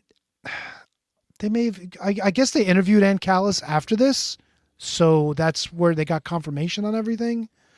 But it's also weird too, because like, why would you not, like, if you're gonna name them now, like, why would you not name them in the filings? You know what I'm saying? Like, even if you don't name them in the suit, or maybe it's just to protect them because they're not named in the suit. I don't know. There's got to be some legal issue with that. But I mean, it's her attorney saying this. It's out of the bag. So in the from what Meltzer has on his website, he has like paragraphs from the suit where they're still referring to them as corporate officer number 1, 2, 3, 4. Do you think this is a ploy by her lawyer to kind of put this information out there, maybe to get the WWE moving? I don't know. I don't know what the legal strategy is behind it. I don't know. I honestly haven't looked to see if there's been an answer filed or anything like that. You know, I'll have to do a little digging on that, but I don't know. When you say moving, you mean like clean house type thing, or no? Like maybe like this information came out and then it kind of like it came out a couple months ago and now we really haven't heard much. Maybe she's still trying to keep the story in the spotlight with it being WrestleMania season, with The Rock being back, you know, trying not to be overshadowed by all of this. Right. Trying to like cast like a dark cloud over WWE, who's doing so well, but hey, don't forget about me. Kind of like an agent, like a sports agent will put out like a rumor of someone going somewhere else just to like entice, you know, someone to make moves or something like that. That's possible for sure. Yeah, or maybe the fact that WWE is catching on, you know, in the media right now. Hey, they're out there. They've got some money coming in from this WrestleMania thing. They got money to throw around, you know, to bring in The Rock and cut all these deals. And now you got the deal with Prime Energy. And I saw that Travis Scott was involved. So, hey, man, they're throwing money around. What about my client? She suffered at the hands of these assholes. Well, not these assholes in particular, but at the hands of the company. That's what I was going to ask you, Tony. Are we past the point now of having a out-of-court settlement? I don't think so. I don't think so either. I don't think so. I think what the concern might be now is that if they're starting to name names, there's probably going to be people deposed. You know what I'm saying? So you could say like corporate officer 1, corporate officer 2, but then when it comes down to it, corporate officer 1 probably want to get a deposition of that person. So you're going to have to name them, you know? Right. Who knows, man? It's a very interesting, I mean, disheartening bit of news. You know what I'm saying? Like, people you were hoping weren't involved are involved. And that's not even naming everybody. There's other players that are corporate officers and whatnot. You kind of hope and wonder, like, who else is going to be named and who else could they put 2 and 2 together with? Right, but going back to, I think KGG said this, like, just because they're being named, maybe they know about the NDA, but maybe they didn't know the extreme measures that were taking place behind closed doors, allegedly with Vince McMahon and Miss Grant and John Laurinaitis. Fair enough, but you do see that like Vince McMahon, John Laurinaitis are being accused of doing these heinous things. And now your COO is named as, like one of these corporate executives. And now your president is named as one of these corporate executives. You know what I'm saying? Like innocent until proven guilty. 100%, It's not criminal, but your name is now associated. You know what I'm saying? So they were quick to move Brock Lesnar away. What do we do now? Yeah, no, how do you respond to this? I'm just pointing out what I see. Oh, I get it. I hope every single person involved gets what they deserve because it's fucking absolutely heinous. But like you said, these folks that are named may not have been involved or even had knowledge of anything going on. Yeah, I was sleeping with this girl. Things aren't working out. I want to get an NDA so she doesn't blab about our relationship. Right. It's the same shit. It's the same shit that Trump did years ago when he paid off Stormy Daniels. You know what I'm saying? And that for all counts was consensual. Maybe I don't remember the whole story, but people sign these things all the time. But did they know that there was like? Do they know or do they realize that there might have been some despicable shit going on in the background? Right. I don't know. And I want to know what the timeline is when Nick Khan came on board. And how long Vince McMahon and Nick Khan were working together. Because I don't feel like it's that long. I think Nick Khan's been around for a while, hasn't he? Has he been? I feel like Nick Khan came over to basically take Vince McMahon's job. Let's see. He's been with WWE from 2020, so August 2020. All right. Yeah, he took on the role of Chief Revenue Officer. President and Chief Revenue Officer of WWE. So that's like 3 years. But how would he if? So he was definitely there while the NDA was being put together. So fair, but was he there whenever? Listen, I'm not trying to defend Vince McMahon. That's not what I'm doing here. But I'm just curious for his involvement. Was he there when the incident? How would he How much could he possibly know unless Vince McMahon directly said, "Hey, this is what happened." You know what I mean? Keep your mouth shut, motherfucker. And even if he did, then maybe Nick Khan was like, well, then you got to get the fuck out of here. Yeah. You know what I'm saying? Yeah. It's I don't want to say murky because that means there's doubt on both sides. I feel like everyone with a brain believes that Vince McMahon did these sort of things and certain people did turn a blind eye to it. So it's just tough to know who did what, when, and what their involvement is. And that'll play out eventually. So let's switch gears. This story ain't going away. Yes, let's switch gears. So Lana, she's going to be on the market, dude. Nobody cares. Why not? Go back She's to the hot other and gear. flexible, bro. We haven't even talked about AEW or Dark Side of the Ring yet, and you want to talk about? Oh well, Lana? gee whiz, look at the time. Nobody gives a shit. Great. Actually, Lana's single. Who has a fucking shot here? None of us. Knock Bobby it off. Lashley. Oh, Liv Morgan. She already knows what that tastes like. Oh yeah. I just fucked the sides up. Don't worry about it. Oh jeez, you fuck everything up, bro. Let's be honest. And so Amore. We already covered that too. Okay, so fucking relax. Oh shit. Well, if you guys are talking AEW, I think it's oh wait a minute, the Riggins, Reno, the Reno Riggins tournament. Yeah, that's right. Tony, how do you feel about this? I told Matt to embrace it, and instead of regions, we do have Regans. For our Freaking in the Regans. Freaking in the Regans, baby. Freaking in the Regans. Hey, Regan. So I'm curious. Regan. Friday night SmackDown was the first time we saw the Prime logo in the middle of the WWE ring. Thoughts on the Matt sponsorship deal? It's a word. Everybody does it. It's going to be a thing where you got to get used to it, right? There's no chance it's real. There's no chance that. Oh no, they signed a deal. It's a deal, dude. You know, it's locked up, brother. Does it specify there has to be a Prime logo on the canvas? It's got to be a work, man. No chance they keep that there for post-WrestleMania shit. WWE and Prime Hydration strike record-setting global partnership featuring first-ever ring mat branding. Yeah, there you go.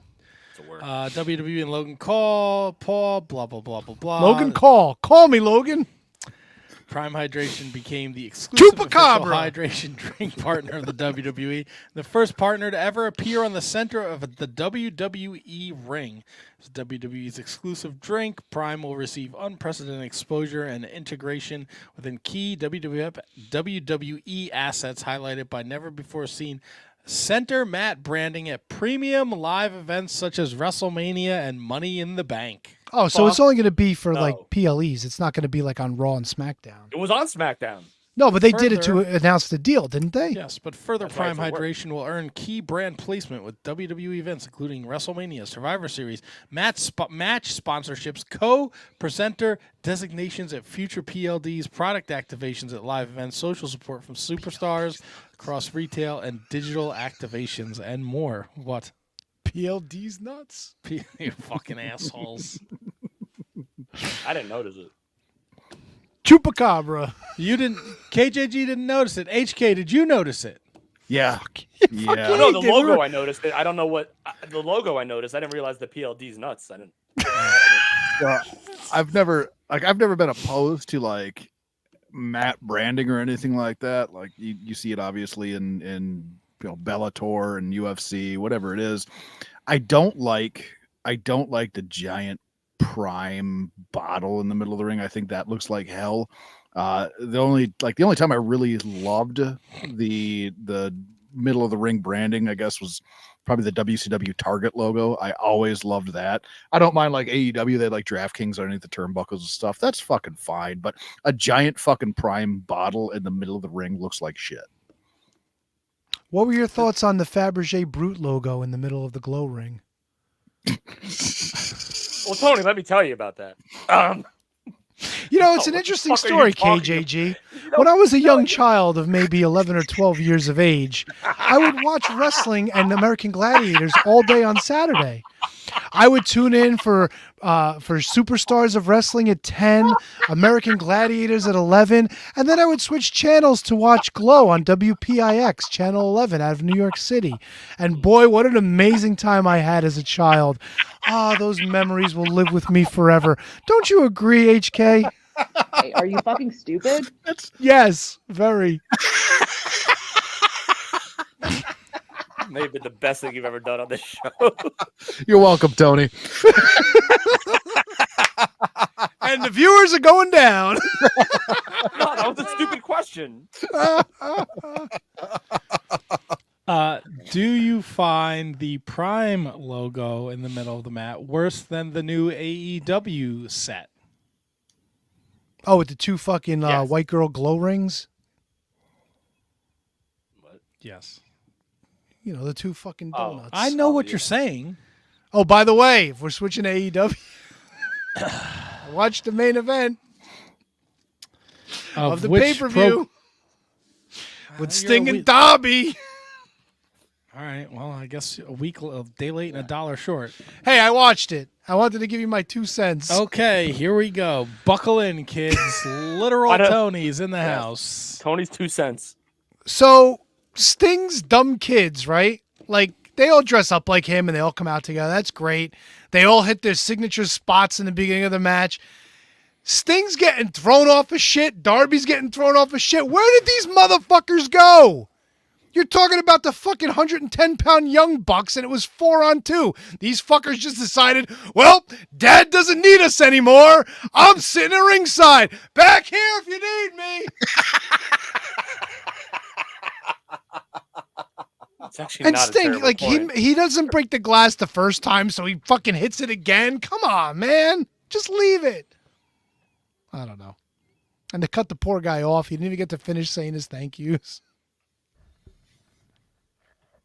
That's all I got. That's it. You watched the match, and you couldn't get over the fact that his untrained kids, who aren't professional Untrained? Did you wrestlers, see them hitting them stinger splashes? These didn't kids are stay. naturals. They didn't stay, right? You never question in a no-holds-bar match why someone's whole faction doesn't come to the ringside for the first 4 minutes and just beat the shit out Oh, of so now somebody you and want call it a day. logic? Oh, I don't. You do. You're looking for you're either looking for logic or you're just complaining to complain. No, dude. That's what you took from Sting's last match. His kids didn't stay the whole time, and the pay-per-view ran long, so they had to cut him off. And Darby almost killed himself. For what reason? Who's remembering that shit? Who's remembering it? Who's going to remember that? How old is Darby? He's in his 30s? You're still talking about it a week later, a week and a half later? Because it was fucking stupid. You just watched it this morning. It's like, no, but it's like, he's 31. He's going to be crippled by the time he's 40. Guaranteed. And everybody says, oh, when everybody thought it was great when Mick Foley was doing it. Yes, until we realized Mick Foley's a crippled old man. Look, there's a lot that goes into tradition of wrestling, but there's also learn from the fucking mistakes of the past. Chris Benoit killed his family over doing dumb shit. You know what I'm saying? Like, when are we going to fucking stop? Well, Chris Benoit DDP yoga. Also did diving headbutts every fucking night at house shows. Well, Darby's throwing himself off of ladders onto the floor, dude. Like, on the floor. I get it. But that's what we want. That's what the Attitude Era gave us. Want that. Yes. Yes, No, you want crippled these people. Guys Yes, to I keep want pushing the people. envelope. No, I don't. So you can sit and enjoy during TLC 1, 2, and 3, but then mock Jeff Hardy 25 years later when he can barely fucking walk. But you got your moments. You had your moments of in time with Jeff Hardy where you're like, this is amazing because it's something you've never seen before. They've pushed the envelope to the point where Darby Allin has to do this now to get over. He doesn't have. Do you understand? MJF drew that company more money. He doesn't do any of that shit. MJF CM Punk brought people to the table every Saturday. He didn't do any of that shit either. Matt's right. By the way, Matt's 100% right.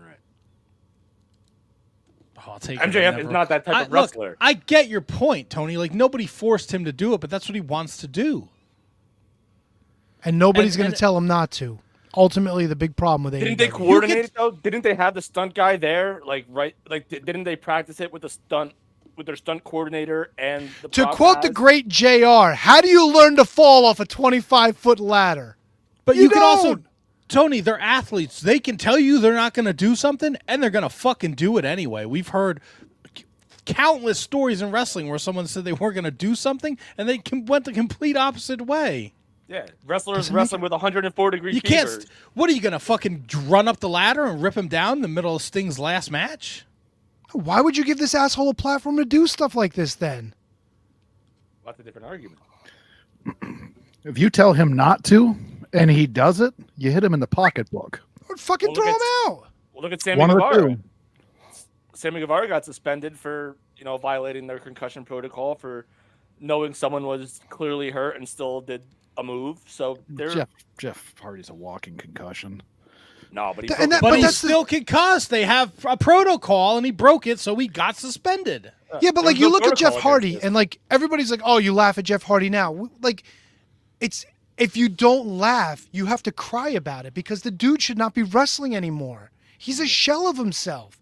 Like, I wouldn't want to see Mick Foley wrestling now. How many times do you cry about Ric Flair doing things? Ric Flair threw 3 punches at the fucking Young Bucks, and it looked like dog shit. Like, you don't want to see the people you grew up watching at this state in their life, dude. You just don't. Sting, thankfully, because he didn't do a lot of that stupidity, was blessed that he was able to do it somewhat competently into his 60s. But here's where you're looking at it, and you're not wrong for doing so. You're looking at it through fan lenses, right? That's what we're doing. These guys still want to work. They still want to make a living. Now, does Jeff Hardy need to do the stuff that he does now? Does Sting need to do the stuff that he does now? Probably not. But AEW gave Sting way more of a positive send-off than WWE could have. So maybe Sting felt he needed to do more, needed to work harder to recapture the legacy that WWE totally fucked up. So just using Sting as an example, Jeff Hardy as an example, these guys have a right to earn a living. And if they want to do it, and if they feel the way that they feel about working at their style of match, while a Daniel Bryan and MJF, look at Mox with the Blood. Like, everyone has their niche and their character to work with as long as they feel like they are able to do it. So I have no issue with the Darby Allin bump if he wanted it. Did I enjoy it? But I have no issue with it. This is nothing new this is what Darby Allin's career has been. I know it always hasn't been on the AEW podium, But like, this is the same guy who let Ethan Page put him in a fucking body bag and then throw him from the ring to the. Yeah, I remember that. So, yeah, It's a good call. I don't know. Look, I don't agree with it. The spot's scary as fuck, but I'm not going to sit here and argue with people on fucking Twitter about it. Right. At the end of the day, if he dude, if he fucking dies at Mount Everest, like he keeps saying, I might not come back. Like, that's your fucking. You wanted to climb it, dildo. I don't know what to tell you. That's a great point. Like, HK, I'm not the fucking wrestling police. I'm just a fan. Okay. I might not like it, but that doesn't mean it's wrong. Darby Allin, the 17,000 people who were there, clearly enjoyed it. So Darby Allin's going to climb Mount Everest. He's going to come back, and then he's going to put a needle in his dick. Oh. and that might only kill at him. only at the Hart Ballroom in Newark. Yeah, that's right. Prestigious. When Like, there's not a everyone thinks they're quinceañera, like the fucking be all end all. Like, this is how wrestling should be. It's not. Just fucking. It's either you like it or you don't. Yeah. I just Like, don't. that's why I don't. I get it, but that's why. But here's the problem. I just don't. Like, with everything that we know, how could you even consider that wrestling? It's nothing but a fucking stuntman bump, dude. And it made no sense in this fucking story of the match. Sting wrestled his entire career. His last match, he needs fucking panes of glass? Like, what the fuck are we doing? But maybe that's what Sting wanted. Yeah, but then somebody's got to tell Sting you don't need to do that shit. You've got 17,000 people here to see you wrestle your last match. You don't need to do shit like this. What are you trying to prove? Yeah, I agree with Tony on that, HK. I do believe that if someone does feel like it's not worth it and you could really hurt yourself, there should be somebody there that steps in and says, no, we're not doing this. And like Darby, he wants to do the coffin drop to the outside. That's somewhat controlled. You look like you're a fucking maniac. You're throwing caution to the wind, but it's a safe bump. A 20 fucking foot bump off a ladder onto the floor, dude. Those chairs did nothing. He was packed on the floor and he was bleeding everywhere. If I want to see that shit, I'll go watch XPW. I'll go watch GCW. I don't want to see that shit on mainstream television, dude. But it was and I know it's a pay-per-view. WWF put it on television. What, panes of glass? No, the Vicious fucking chair jumping shots? off of the ladders through the table. Like, they set a tone for the next generation. Dude, and you're they seeing did that it now. shit 30 years ago, and But nobody those fucking... people who had that imprint on them are the Darby Allins of the world, the Young Bucks. They grew up. Tony That Khan. was wrestling to them, right? Well- You don't like Ospreay versus Takeshita because there's not psychology. There's not selling. It's not a headlock takeover, work on a body part. And I get it.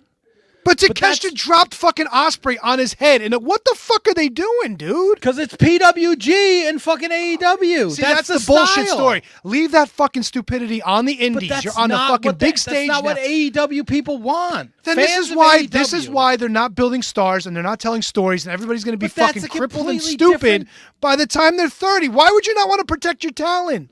You're trying That's to build a different company. What are you argument, though. doing? Having It's all the same argument, dude. It's all the same. No. And blame Jeff and Matt Hardy and blame all these other guys for not telling these young kids, look, yeah, we set this precedent. Let's do things safer and don't be fucking dumb like we were.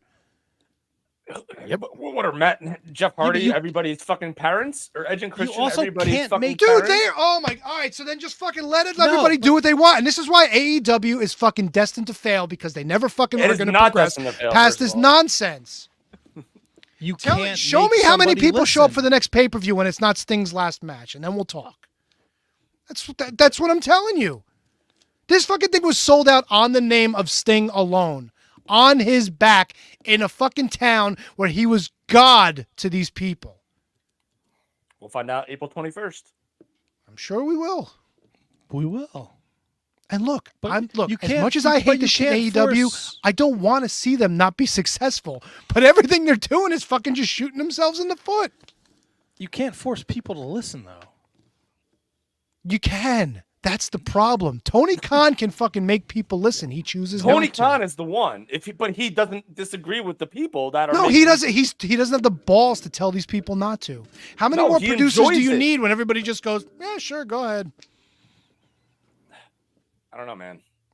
You think Pat Buck is backstage telling the fucking Darby Allin, yeah, go for it? Or you think he's trying to tell him, no, don't do that, dude. What do you need to do that for? And Darby's going to go, well, fuck it. I'm going to do it anyway. No, Jack Perry did it. Fucking Adam, what's his nuts? The fucking cowboy did it. They all fucking do it. So well, that goes to the bigger picture of the environment of AEW and how the inmates run the asylum. Yeah, exactly. But basically, what I'm telling you is your point. Like, maybe Jeff Hardy should tell this guy not to. What stroke does Jeff Hardy have to tell? Jeff Hardy's a fucking veteran that's been in his business since the 90s, dude. But he could give. He's not some nobody that's also in the locker room. He can give anyone advice. Doesn't mean that the person is obligated to take his advice. Well, then they're fucking stupid if they're not taking good advice from Jeff a veteran. Hardy's still doing it. And he shouldn't be. Remember when Matt Hardy cracked his skull and he couldn't even fucking stand? So he would look like the biggest hypocrite in the world if he's telling somebody else not to do this while he's No, he still wouldn't. doing He would it. be trying to save people's careers. Look at the state of Jeff Hardy still right doing now. it. Does that make it right? Does that mean everybody else should do it? It makes it right. No, it's stupid. It's dumb. It's insane. I mean, people were doing fucking cocaine in the 80s. You think they're going to fucking tell these guys, yeah, do all the cocaine you want? No, it's fucking stupid. I mean, if it's Matt Riddle, maybe. Well, bro. Oh, boy. Here we go. You see that meme when Rock was talking about all the crackheads in the crowd and Matt Riddle's running to the ring and they're like, wait a minute, who's this? Look, they're all valid arguments, right? I don't know, man. I want Darby Allin to be around. The guy's fucking talented, and he plays that role perfectly, throwing caution to the wind. I just think 25 feet onto the concrete floor, not necessary, man. He's also like a skateboard kid. He does that shit for fucking fun. I for him. don't think it makes it right, but that's who he is, man. Right. And Matt, to a lesser extent, did you see Collision?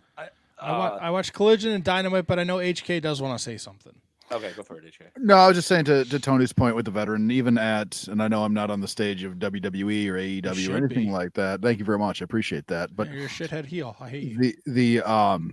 I can't tell you the amount of times when I've been in the locker room with a respected veteran or a handful of respected veterans, even guys that have been on the big stage, and I've heard them say, "No, maybe we should, think about doing it this way," or think about, you know what I mean, like modifying it to make it maybe more engaging to the fans and safer for the workers, right? And and again, I know that I'm not in that level. I'm not in those locker rooms of the AEW or the WWE, but I got to believe if I'm in a locker room where there's local veterans and veterans that have been on the big stage saying we can do that safer, more engaging to the audience, there's got to be those same veterans in those AEW locker rooms that have the wherewithal, that have the wits about them to say, hey, we can do this better, we can do this safer.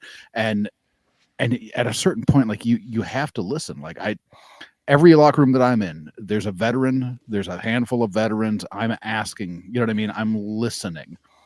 There's got to be the younger guys have got to take some of the lead of the veterans. And at the same point, also to KJG's point, like those veterans have to offer that advice. It's that hindsight. It's that you're older. I did this. I fucked this up when I was younger. Maybe it can be better for you this way. You know what I mean? But it falls on deaf ears when the people offering that advice are still doing the exact same thing they did 20 years ago. And I'm not saying a Jeff Hardy, right? I'm not saying Jeff Hardy just in general. I'm just saying veterans that are there. Wait, are the Hardys? Wait. Let me ask you: are the Hardys really like going through tables and jumping off ladders still? Jeff, when maybe not recently, but like as much as since AEW's been around, yeah. Oh, I know. I saw Matt Hardy almost fucking like, you know what I'm saying, Matt? Like Matt was it Matt Hardy that had the concussion thing? Yep.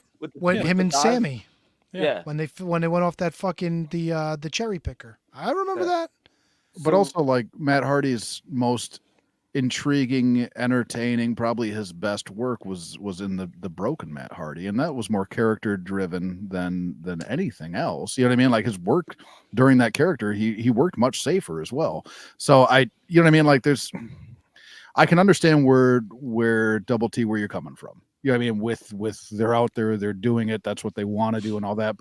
But at a certain point, you have to take care of your talent. You have to say, hey, there are other ways to do this. We can do something that is adjacent to what you want to do, but we're going to make it safer. We're going to make it more engaging to the audience. You know what I mean? Because obviously the big bumps are cool, right? But cool big bump is not what's connecting you with your audience. It's the development of the character that's connecting you with the audience. People are cheering for bumps and not performers. You want them to cheer with performers, so the bumps matter. And I think that's the disconnect that AEW has. Just my no, you're good. On it. Look, it makes perfect sense. It's also, look, if Wednesday at Big Business he does the same spot with Jay White, like, that's a problem. It was Sting's last match. Like, it's a pretty big deal. And Darby has been known to do crazy reckless shit before. Right. But again, if Wednesday with Jay White he pulls out a 25-foot ladder, like, will you have a problem then? And it made sense too, Matt. I think HK made great points as well, but it does make sense for such a monumental moment after what the Young Bucks did to Sting's kids. And I know Tony doesn't, they left him, but like this deserved an all-out, no pun intended, type of moment. And it was staged and practiced and rehearsed. So let's not like act like it was just Darby going into business for himself. This was a full-fledged practice, rehearsed, stunt coordinator, trainers. I'm assuming Tony Khan had to have been there too. Don't know. So it's not like this was the moment. Matt, to your point, you're not seeing that with him and Jay White. No. You're going to probably see a better Darby Allin wrestling match against Jay White on Wednesday. It's also and you know, to everybody has made there. I don't think there's a right answer here, but everyone's in the right. Like it just takes an inch, and he could have fucking broke his back. You know, it's a fucking horrifying spot. You could practice it 1,000 times, right? But you're dry. You know, you're dry when you're doing that. When you're fucking wet, when you got the fucking paint dripping off your face, like if he slips off that ladder and he comes up short, like we just watched. And I'm not even saying it to be funny. It's like Owen Hart 2.0. Like, but the same thing can happen with a back body drop. You know what I'm saying? Like, it's wrestling. I know, but a back body drop, at least it's it's controlled. You can't Darby Allin's in control of his own body in that spot. The minute he pushes off, he can't grab anything. Like if he slips, if his foot goes, he has to decide if he's landing on his face or his ass or his neck. Like, and like to your point with Mick Foley at the Hell in the Cell, like he had to use his eyes to judge how he should fall. And I feel like hindsight, that was a fucking terrible decision by Mick Foley. Terrible. He also landed on a table that somewhat broke his fall. Darby just pancaked the fucking ground. Yeah. That's like falling off a fucking like a 3rd-story balcony. I mean, it's like, how is that like? Listen, I get all sides of this. I'm not trying to say that I don't, but it's just like going back to Matt's thing. Like, he did it. It was okay. It was safe. Let's move on. Yeah, I wonder what the encore is going to be. That's what I'm worried about. He's going to climb Mount Everest. And he's going to jump off. He's going to fucking coffin drop fucking Jesus on the way down. Because he's in the heavens. Jesus, take the wheel. Well, speaking of taking the wheel, I think it's time for me to take a slumber. We got anything else that I need to discuss with you guys, or can I powder? Do you want to talk Dark Side of the Ring? I guess we're not. I didn't watch John Tenta yet. It's on the DVR, so right. I'd be worthless to that conversation anyway. All right, get the hell out of here. I do know that from what I read, because I'm friends with R.D. Reynolds on Facebook, one of the guys from WrestleCrap, and they used a lot of like the early. Well, I know at least he sent a lot of like the early audio because John Tenta was pretty close with those guys when they were doing their podcast together, RD and Blade, the original WrestleCrap podcast, and yeah, John Tenta was on there a bunch, and like it was kind of sad because at one point he actually came on with them and he's like, I wish I had good news, but I don't. And he went into the fact that the cancer was like progressively worse and this and that. So he kind of knew at that point that things weren't going well for him. And it was kind of heartbreaking even to listen to it at the time. But I know that RD talked about sending that off to the Vice guys. So I don't know if they used it or not, but I'm interested to see it. It's still on the DVR, but you know. Oh, by the way, recommendation to everyone. I went on a Bobby Heenan deep dive of just him being funny, whether it was on like Primetime Wrestling with Gorilla or even when like Vince and the Round Table was on there. My God, I miss Bobby and I miss him working with Gorilla. The two of them, just if you really just want to laugh your balls off, don't even find the episodes. Just find the compilations of the two of them with the banter they had. Amazing stuff. Heenan's definitely the all-time greatest manager in my book. Just, not even a manager, but just everything that he gave to wrestling, top notch. Yeah, you can make a case for both color commentator and manager for sure. Oh yeah, for everything. But just the relationship he had with Gorilla Monsoon is just like you could live off of that forever. Just how good that was. Can I ask you, Tony, before you take off? Were you able to see him when he was an active? Like, was he an active wrestler during your time at all, or was that just before? No, he wrestled a bit, like here and there, but it wasn't like full-fledged like Bobby Heenan the wrestler, like It was more like if he did a couple spots for AWA. I know that he worked a bit with Greg Gagne, where the Weasel suit originally came from. Things like he would sometimes wrestle at the Garden, like in six mans and things like that, but never really did I see him like in his wrestling days, like he was just wrestling. He wasn't like a Captain Lou or a Mr. Fuji or even like a Percy Pringle. Like I'm pretty sure Percy Pringle was more of a wrestler before he became a manager. I mean, it's possible. I know Heenan definitely had an in-ring career before he got into managing full time. And there's a great story that Jim Cornette tells where he went to a show and there was like a brawl and the fans got into it with people. And this is when he started wrestling. It was his first show wrestling. And he talks about it. He's like, I came to this show. Somebody got stabbed. There was a brawl in the crowd, this and that. And I didn't make any money. When can I come back? That's how much he loved wrestling. Like he didn't even get paid and all the bullshit that happened. He couldn't wait to come back and do it again. That was the brain, man. That was the brain. And with that, I bid you all adieu. I will make sure and listen to Jim Molineaux tomorrow because I know it was amazing. And you boys enjoy the rest of the evening. Bye, Tony. Bye, Matt. See you, Tony. Sorry, I was trying to see why Heenan stopped wrestling. Neck injury, maybe? Was it his neck? Yeah, I think it was his neck. When he cursed that Pillman at the commentary table, Yeah. he dropped that F-bomb. Well, and then again, fucking Ken Patera didn't do him any favors when he put the belt around his neck and fucking yanked him across the ring. Also, when he threw him through a window of McDonald's. Well, too. that's that true. also hurt. That was Mr. Saito, I think, did that. I think Ken Patera gave him the Irish whip into fucking... Oh, okay. Gave him the old scoop. Scoop slam. All right, I'll scoop it a poop. I'm done. Later, boys. Right. See you, T-Dong. Have fun. Likes. I did watch Dynamite and Collision. We don't have to go deep dive. There were things I liked about the show. There's things I didn't like. So why I brought it up before was because of the Mark Briscoe bump where he overshot. I don't know. It was probably intentional, but he overshot the table and landed on the chairs. Like, how is that? Like, that's like, why just not land on the table, which is easily safer and easily more conducive to a wrestler bump, and they overshot it probably intentionally, and he landed on the stack of chairs. So that, like, it's like everyone. It's not just Darby Allin that does it. So that was a dangerous bump to me. But what do I know? Just saying. No, look, it's nice that we can have these conversations. It's nice that people are concerned for these people's well-beings. We're not just seeing them as professional wrestlers. And we all made valid points and we're all right in our own way. But at the end of the day, there should be somebody there to manage these guys and not let them fill up their bump cards. Right. But it's not worth me spending all afternoon arguing with somebody on Twitter. Fair enough. That was my point. I'll have the conversation with you guys because everyone is open-minded. It's an open discussion. No one say, you're a fucking idiot. You don't know what you're talking about. There's none of that. So I can do that. I can't do that on Twitter. So this is kind of like the same thing, like where people complain about the Elimination Chamber not being the Elimination Chamber anymore. Well, do you want people to drop in the steel or do you want them to be protected? Like, you can't have it both ways. Can't like, have you know what I'm your saying? cake Like, and eat it too. Yeah, exactly. You guys are good on time?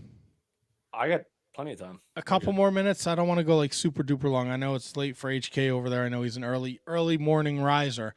A couple things about AEW that I'm going to start with what bothers me. Oh boy, I can't wait to hear this. Well, it's nothing that I've never complained about before. I don't understand the point. Clearly, Ring of Honor is the minor leagues. It's the minor leagues of AEW. That's cut and dry. There's no maybe they're going to do this, maybe they're going to do that. You had your Ring of Honor World Tag Team Champions lose clean Dynamite on Dynamite, and you had your TV champion lose on the same show. So for all intensive purposes, I don't recognize Ring of Honor as a major company. I got rid of my fucking Honor Club. I just don't care about Ring of Honor anymore. I just don't care. I'm not going to pay $10 a month to see fucking 8-man matches with a bunch of fucking guys that I don't give a shit about. I don't care about Lee Johnson and Aaron Solo. I don't give a fuck about Lance Archer beating Darian Begston. What? Yeah. What are we doing? Commander, AR Fox, Jack Cartwheel, Slim J 4-way match for what? And I've got on top of this hill before, and I've yelled and screamed about it. But titles mean something to me in pro wrestling, and they should, right? AEW, everybody's got a fucking title. We have Joe and Swerve, great start to Dynamite. Then they come out, and the Kingdom challenges them. So we're gonna feed them the fucking Ring of Honor Tag Team Champions. You can't give him Wardlow and somebody else, so Taven can eat a pin or Bennett can eat a pin. No, it's got to be the Ring of Honor Tag Team Champions. But that makes sense because they're with Wardlow and Adam Cole. You could have done any combination of any two dudes in the Kingdom. You didn't have to do the Tag Team Champions. You could have done. There's only 5 of them, and 3 of them are champions. You could have done Wardlow and Matt Taven. You could have done Michael Bennett and Wardlow. You could have done Roddy and Michael Bennett and have Michael Bennett eat the pin. But doesn't Samoa Joe and Wardlow touching kind of take away from big business? Does it? Do you really think Wardlow's going to beat Samoa Joe Wednesday night? Not to me. No, it doesn't. I don't think Wardlow's fucking AEW world champion material. I lost it laughing when Tony Schiavone announced that he had heard from Tony Khan and that match. Wait, I fucking lost it laughing. So all I could think about was you. I fucking lost it because nothing's like everybody's still in the ring. The promo is essentially still going on, and Tony Schiavone, I've just heard from Tony Khan, and that match is happening now. Tony Khan's on the phone with like his dad about a Jacksonville Jaguars trade, and he's like, "Wait a second, hold on, Schiavone, announce this match. We're gonna have a tag team match." Yeah.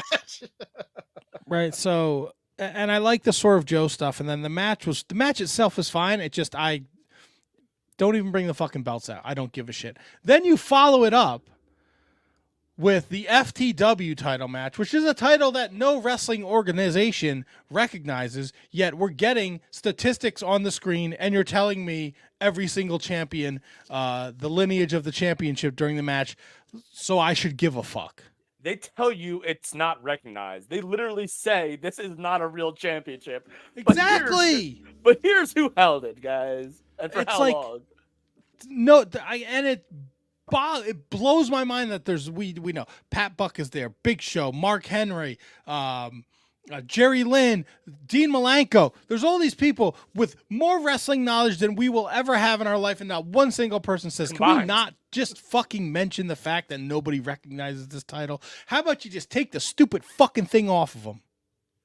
And Hook would still be just as over. The belt means nothing. The belt's stupid. It's fucking useless. The story with Hook and Brian Cage can be told that they were in FTW together.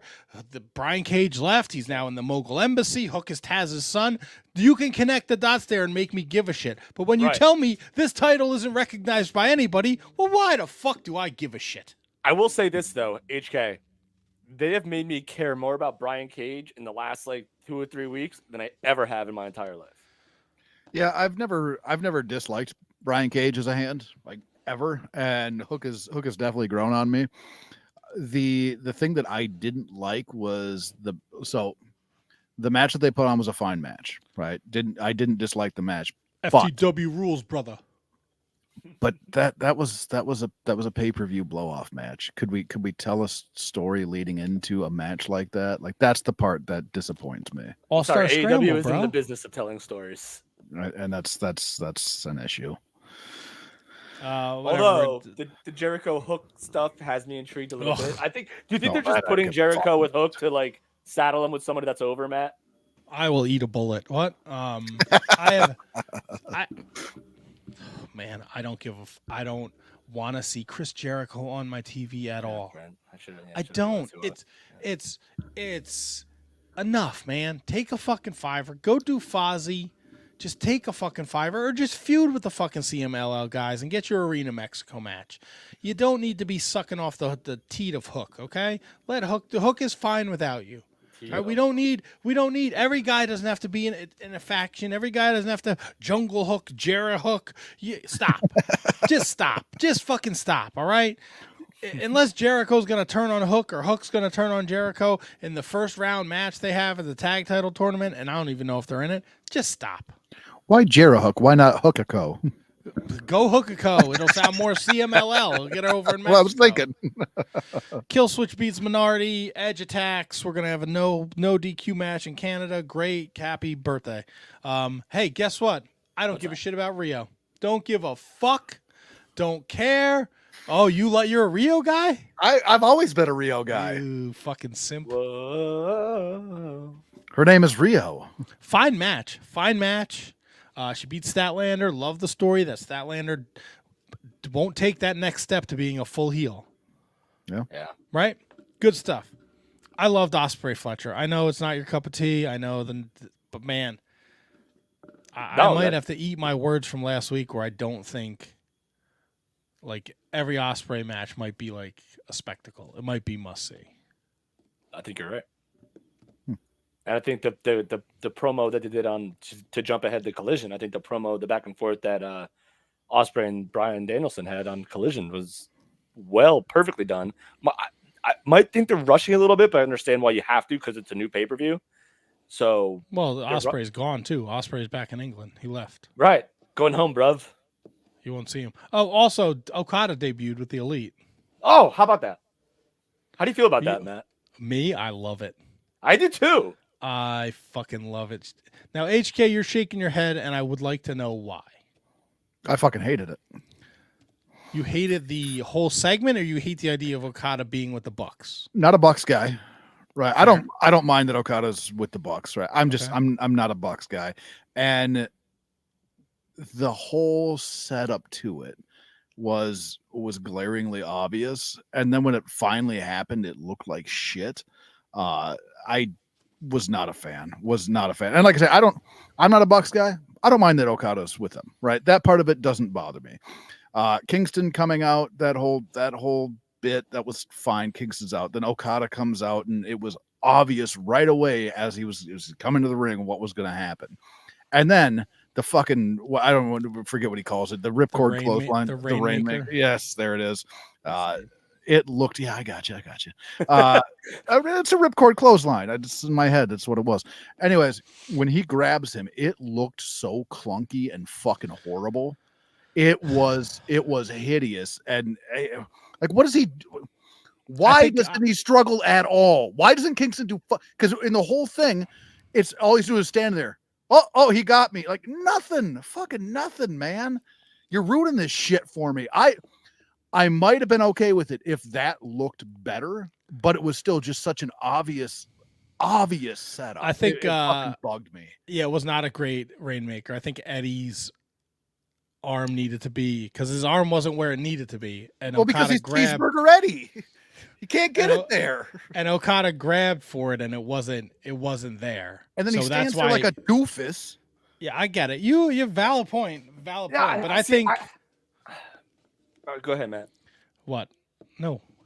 Because I just feel like, as someone who's as invested in wrestling as the three of us are, and especially you being in locker rooms all the time, me being in locker rooms all the time, Matt being in locker rooms in the past, like, sometimes stuff just doesn't go well. So sometimes, to me, I can look past the fact that maybe the spot wasn't perfect to see the bigger picture of, this is a guy that everyone thought was going to come in and be a top babyface guy, and now he's not, and now he's feuding with their beloved Eddie Kingston.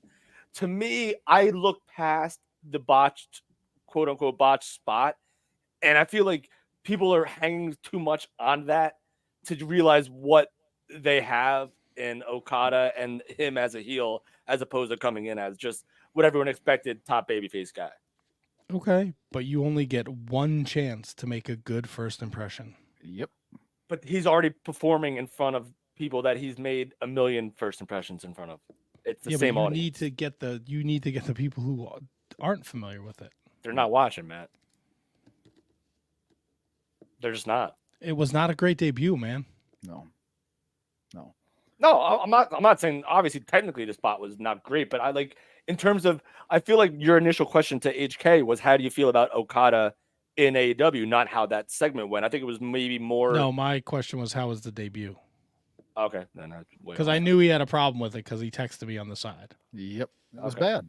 It was bad, and so like like you're saying, KGG, we locker rooms, all that kind of stuff. Like, and I'm guessing he's probably taken maybe not the Rainmaker, but he's taken ripcord moves before. He's taken okay. Okay, so he's taken it before, but like how in that moment, even if he looked like he didn't know what to do in the moment.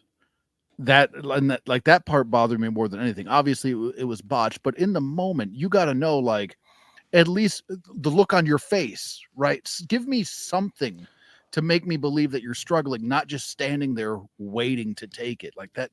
It was not good. It was not right. Good. Somebody grabs you from kind of behind. You usually something, and he did nothing, man. Fucking nothing. No, you're ruining it it's for fair. me. It's fair. Are we positive it was Kingston's fault?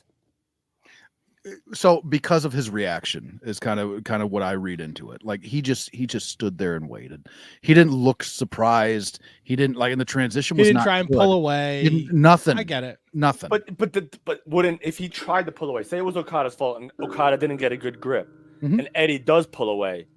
That totally negates every aspect of what the Rainmaker is. You don't pull away. You make it look. You make it look. Even a face of even if he's frozen, right? A face of shock. Like what the fuck? He's got me. Anything, and he stood there like he didn't know what was happening, like at all, like frozen in the moment.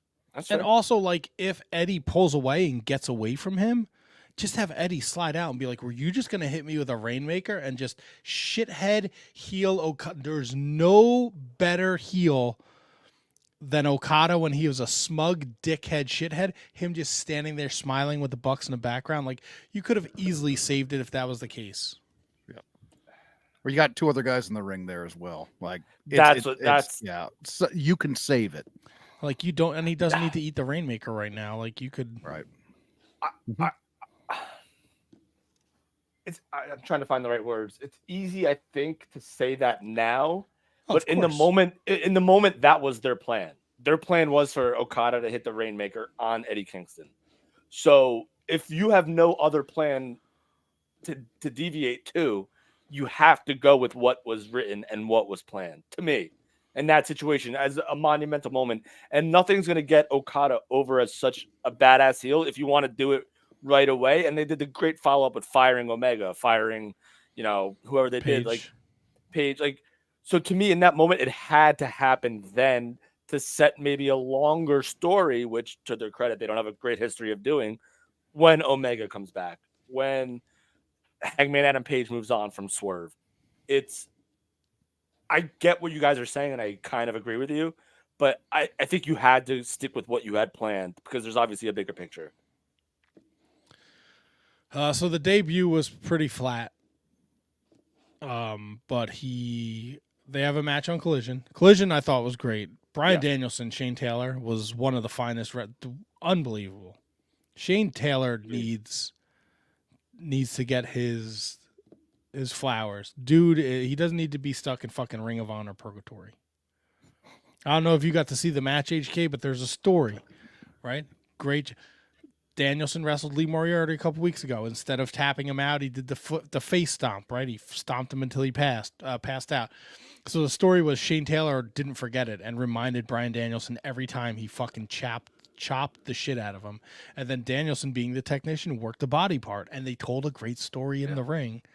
And Danielson got the win, which led to Ospreay coming out. They're going to have a match at Dynasty, which should be awesome. Right. Great. The Elite beat a couple jobbers. Kingston, the Okada does all the heavy lifting. There wasn't much. Chris Wayne needs a job. Nick Wayne needs a jobber. Post-match, Kingston tries to attack the Bucks. They beat him down. Penta Sierra, whatever came. He could have been any dude in a mask, bro. No fucking idea. It looked like Venom. It looked like it was like a Venom mask from Spider-Man. And then the returning Pac shows up, which is fucking awesome. Yeah.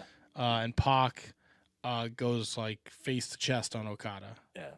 Immediately made Pac relevant again, which it's AEW. It's tough to stay relevant for a long time, but immediately made him relevant again. Maria May, love the gimmick. Love that she's like Tony Storm pre her fucking timeless bullshit.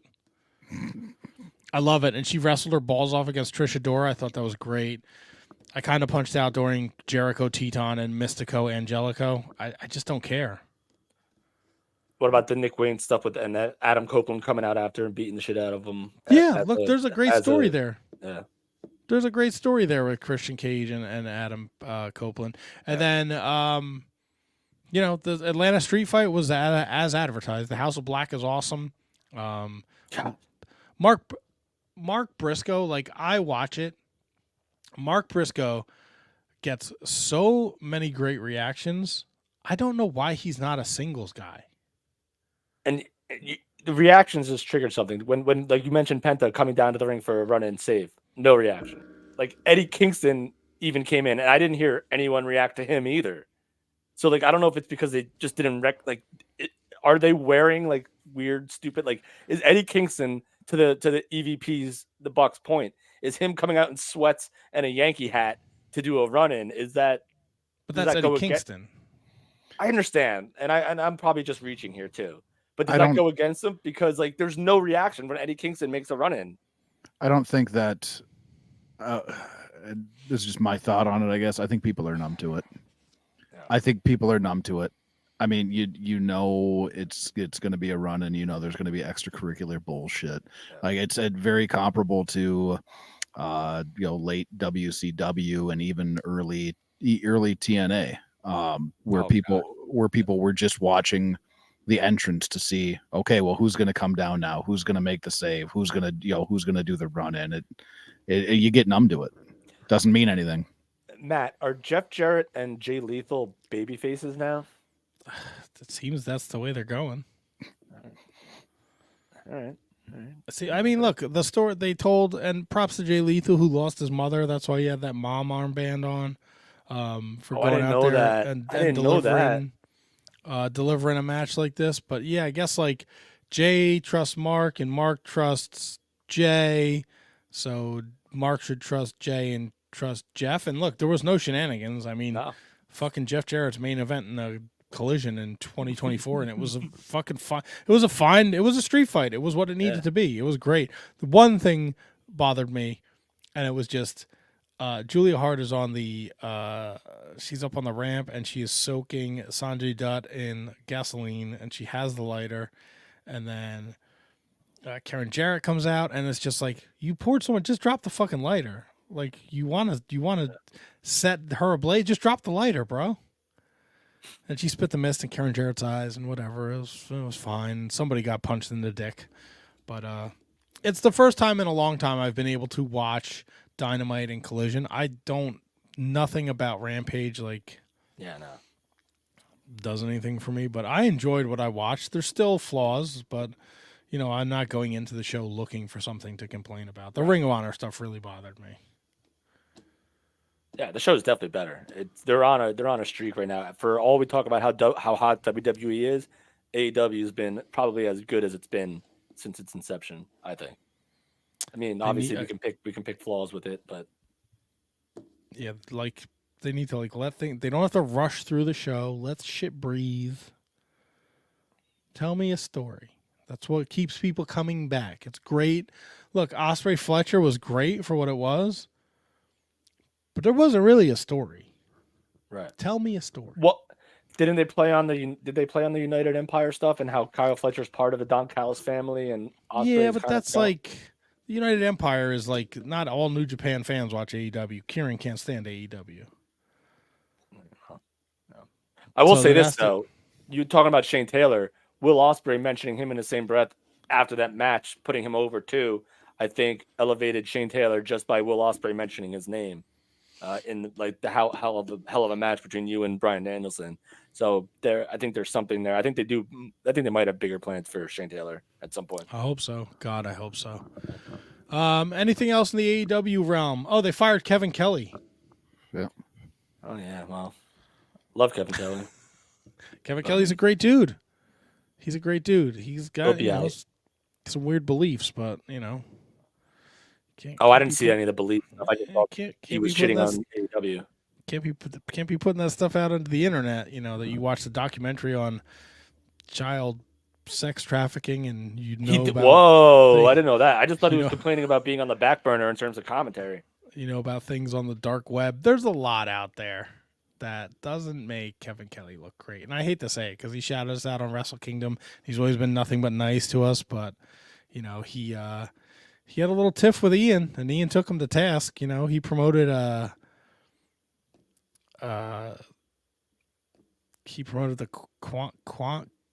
Quanon movies.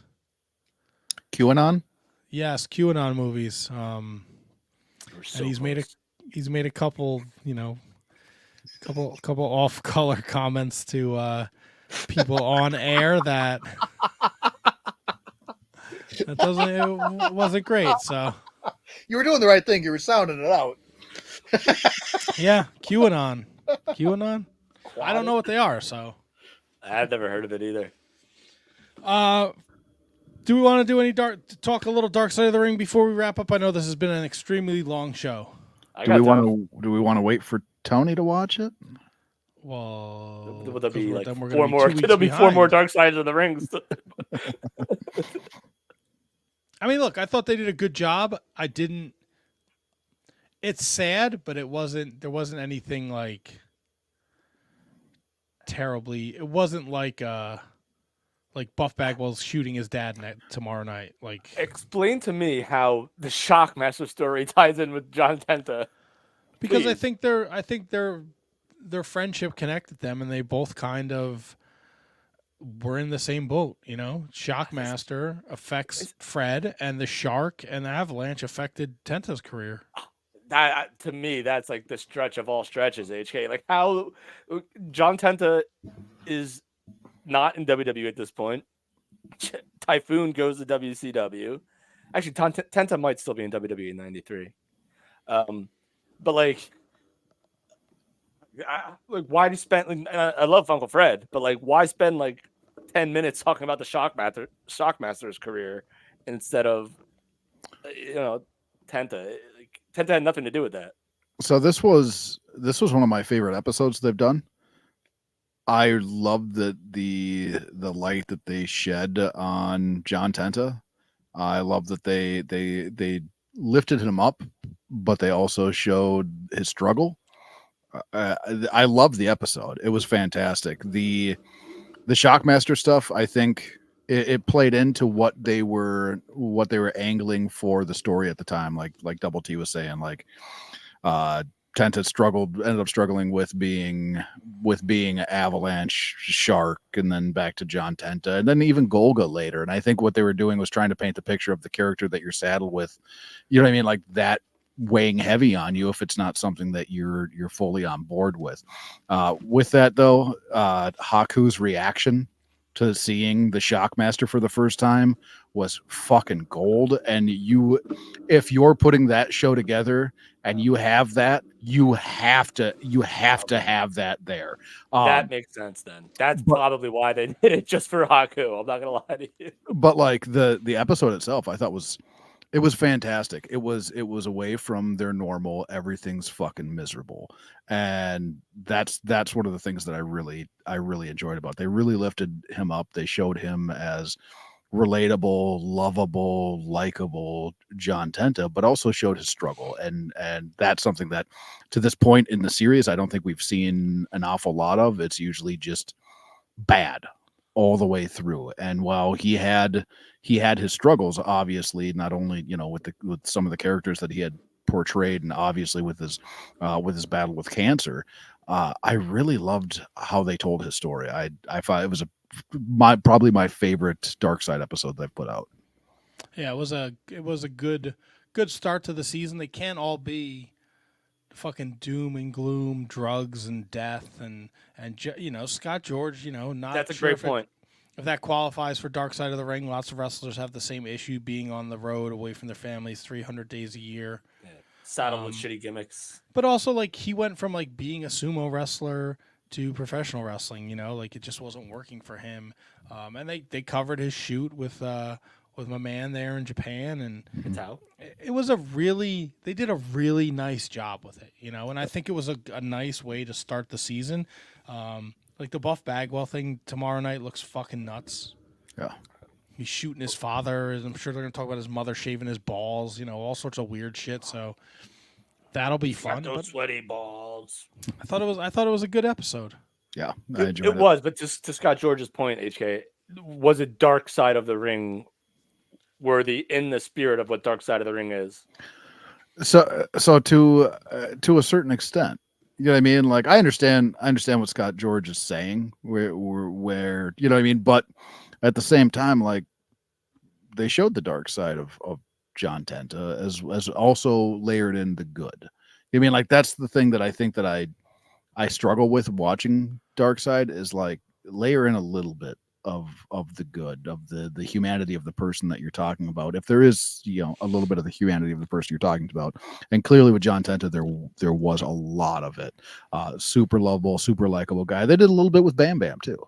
I mean, like Bam Bam, they portrayed a little bit in that light. Not to the extent that they did with John Tenta, but it was a very fascinating. Loved the episode.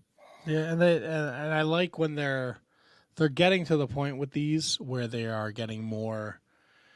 You're not getting. It's funny because I watched the Triumph and Tragedy WCCW, and it's like Kevin Von Erich and fucking Bill Irwin are telling these stories. Like, you're getting their family. Yep. That definitely humanizes them a little more. Like, yes, he was this massive monster of a man. When he came home, he just wanted to fucking be dad. Yeah. So and they did that last year too, where they got the families involved. Like the Matt Bourne one was a really good point, where like, yeah, maybe he like did a bunch of shady shit, but like he was still somebody's father, and this girl loves him dearly. Like the Junkyard Dog episode was yeah. Was so look, they do a nice job. Do you think that it's viewed that way because John Tenta wasn't abusing drugs? You know what I mean? Like, you know what I mean? Like, there's not that angle to play up as much as they normally do. There didn't seem like, to me, other than him getting, like, not that even that's considered a dark. To me, there was no dark side of John Tenta. Sure, like, he became a victim of the business. He was working at a fucking Big and Tall. Yeah, that's not a dark side. That's just manning up and taking care of your family. Not everybody does that. Yeah. All right. Hell of a guy. Great guy. Yeah. Former guest of the show. Who? John Tenta. No. Same episode as Austin Theory, I think. No, he'll be presenting at the Hall of Fame Awards with Muhammad Ali and Roddy Piper. Get that payday, Tenta. This has been a fun episode. It was a long one, but we hope you enjoyed it. A lot of great discussion, a lot of wrestling talk, the Hall of Fame, the AEW, the Sting, Darby Allin discussion. Great interview by Jim Molineaux. We hope you enjoyed that. His Twitter link and his T-shirt store will be in the bio, so if you want to check that out, please do so. Mania Madness starts Tuesday, March 12th. The first round voting will take place on Twitter at Wizards Podcast. Turn those notifications on so you do not miss your chance to vote for the first round matches. The video is on our YouTube, youtube.com/The Shining Wizards. Disregard anything else on the screen that is supposed to say region. Please pick your favorite Reagan, and please make sure you vote. Then have a bagel. And then there'll be another video next week. There'll be another video that drops with the field of 16. So we're gonna have some fun with the March Madness. So please check that out. Next week we got Dave Sturgio from Chop Sport Medias and Wrestle Arcade, Fight Factory Wrestling. There you go, Fight Factory Wrestling. He's going to be joining us, so be sure to tune in if you live in the tri-state area. Dave is involved in some pretty big things going forward with ISPW and Fight Factory, so you want to tune in and check that out. And then we got Ron Bass Jr. the week after that, Misa Kate, Tony's going on vacation, KJG might not be here on a Monday. But we're rocking and rolling into WrestleMania season, so be sure to tune in. Oh, I gotta fuck. Is there a fucking stupid I gotta closing fuck, video? you just said. Yeah, I gotta fuck. I gotta fuck. I gotta fuck. Fuck me. I gotta find the stupid video he sent me last week now. Fuck me. I gotta fuck. Fuck me. I gotta It's a fuck. fucking drop for next week. Yeah. God damn it. Did I delete it? You always delete your emails. I delete shit that I don't need, man. So When did you send it? check When your was last trash. Monday, the 4th. Well, I've been selling a bunch of stuff. There it is. Nope, it's here. I've been selling a lot of stuff. Yeah, I've been selling a lot of stuff on eBay, so I got a lot of emails in here. Gotcha. All right, how do I move it? Yeah, I'll make it move. Yeah, do you like to move it? Move it. I think it moved. Move it. We like to move it. If it I think moved, I that's think it how you moved. know. No, it's not movement. It's contact. Is it contact? No, because it's not on the fucking screen, you son of a bitch. Sorry, we'll make our own screen. You starting with doing the Vogue? Yeah, Move. like Kevin from The Office. Give me a second here. Take your time, darling. Filibuster. Still 93 people watching this. Move to, Yeah, watching him struggle. Move to eat a shit. Eat a shit. Move to my desktop. No, not other, you motherfucker. God damn it. Desktop. No, we'll see. Desktop. He's to moving. desktop. Is it moving yet? Move to desktop. Look at the desktop. Move to desktop. All right. To the desktop. To the wall, Jace. When the shit drops out. If If this doesn't work, we're just fucking ending the show here. Oh, we can end it right now if you want. Present. Oh, wait, I gotta open it. God damn it. Close the sound. Present. I want to fuck. Present. Present. Is it here? Oh, it's there. All right. Ooh. Everywhere. Open it. All right. Oh yeah. Yep. Get it wide open. Yep. Shut it down. Here. Open it back up.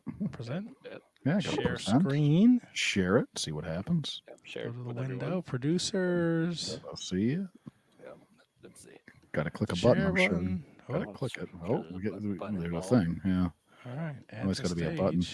There's a thing there. Oh. All right. Oh, we gotta get I'm gonna there hit first. the play Ooh, that's button good. Put a here, hit the and play. we're done. Yeah. Oh, look at that scroll. Look at that scroll Oh. bar. Ah, all right. This has been a production of the Shining Wizards Network. Your executive producers are Manny Kratzo and main event Mike Peterson. Our producers are Danny Russoniello, Kate Hensler, Matt Garifo, Hi Fi, Tom, Ryan Schlong, Brendan Haney, Al Day, Kathy Hummer, William Mercier Jr., Michael Hammond, David Henry Bauer III, and Keith Parker. For everything Shining Wizards, visit shiningwizards.com. And don't forget to listen to all the great shows of the Shining Wizards Network. Good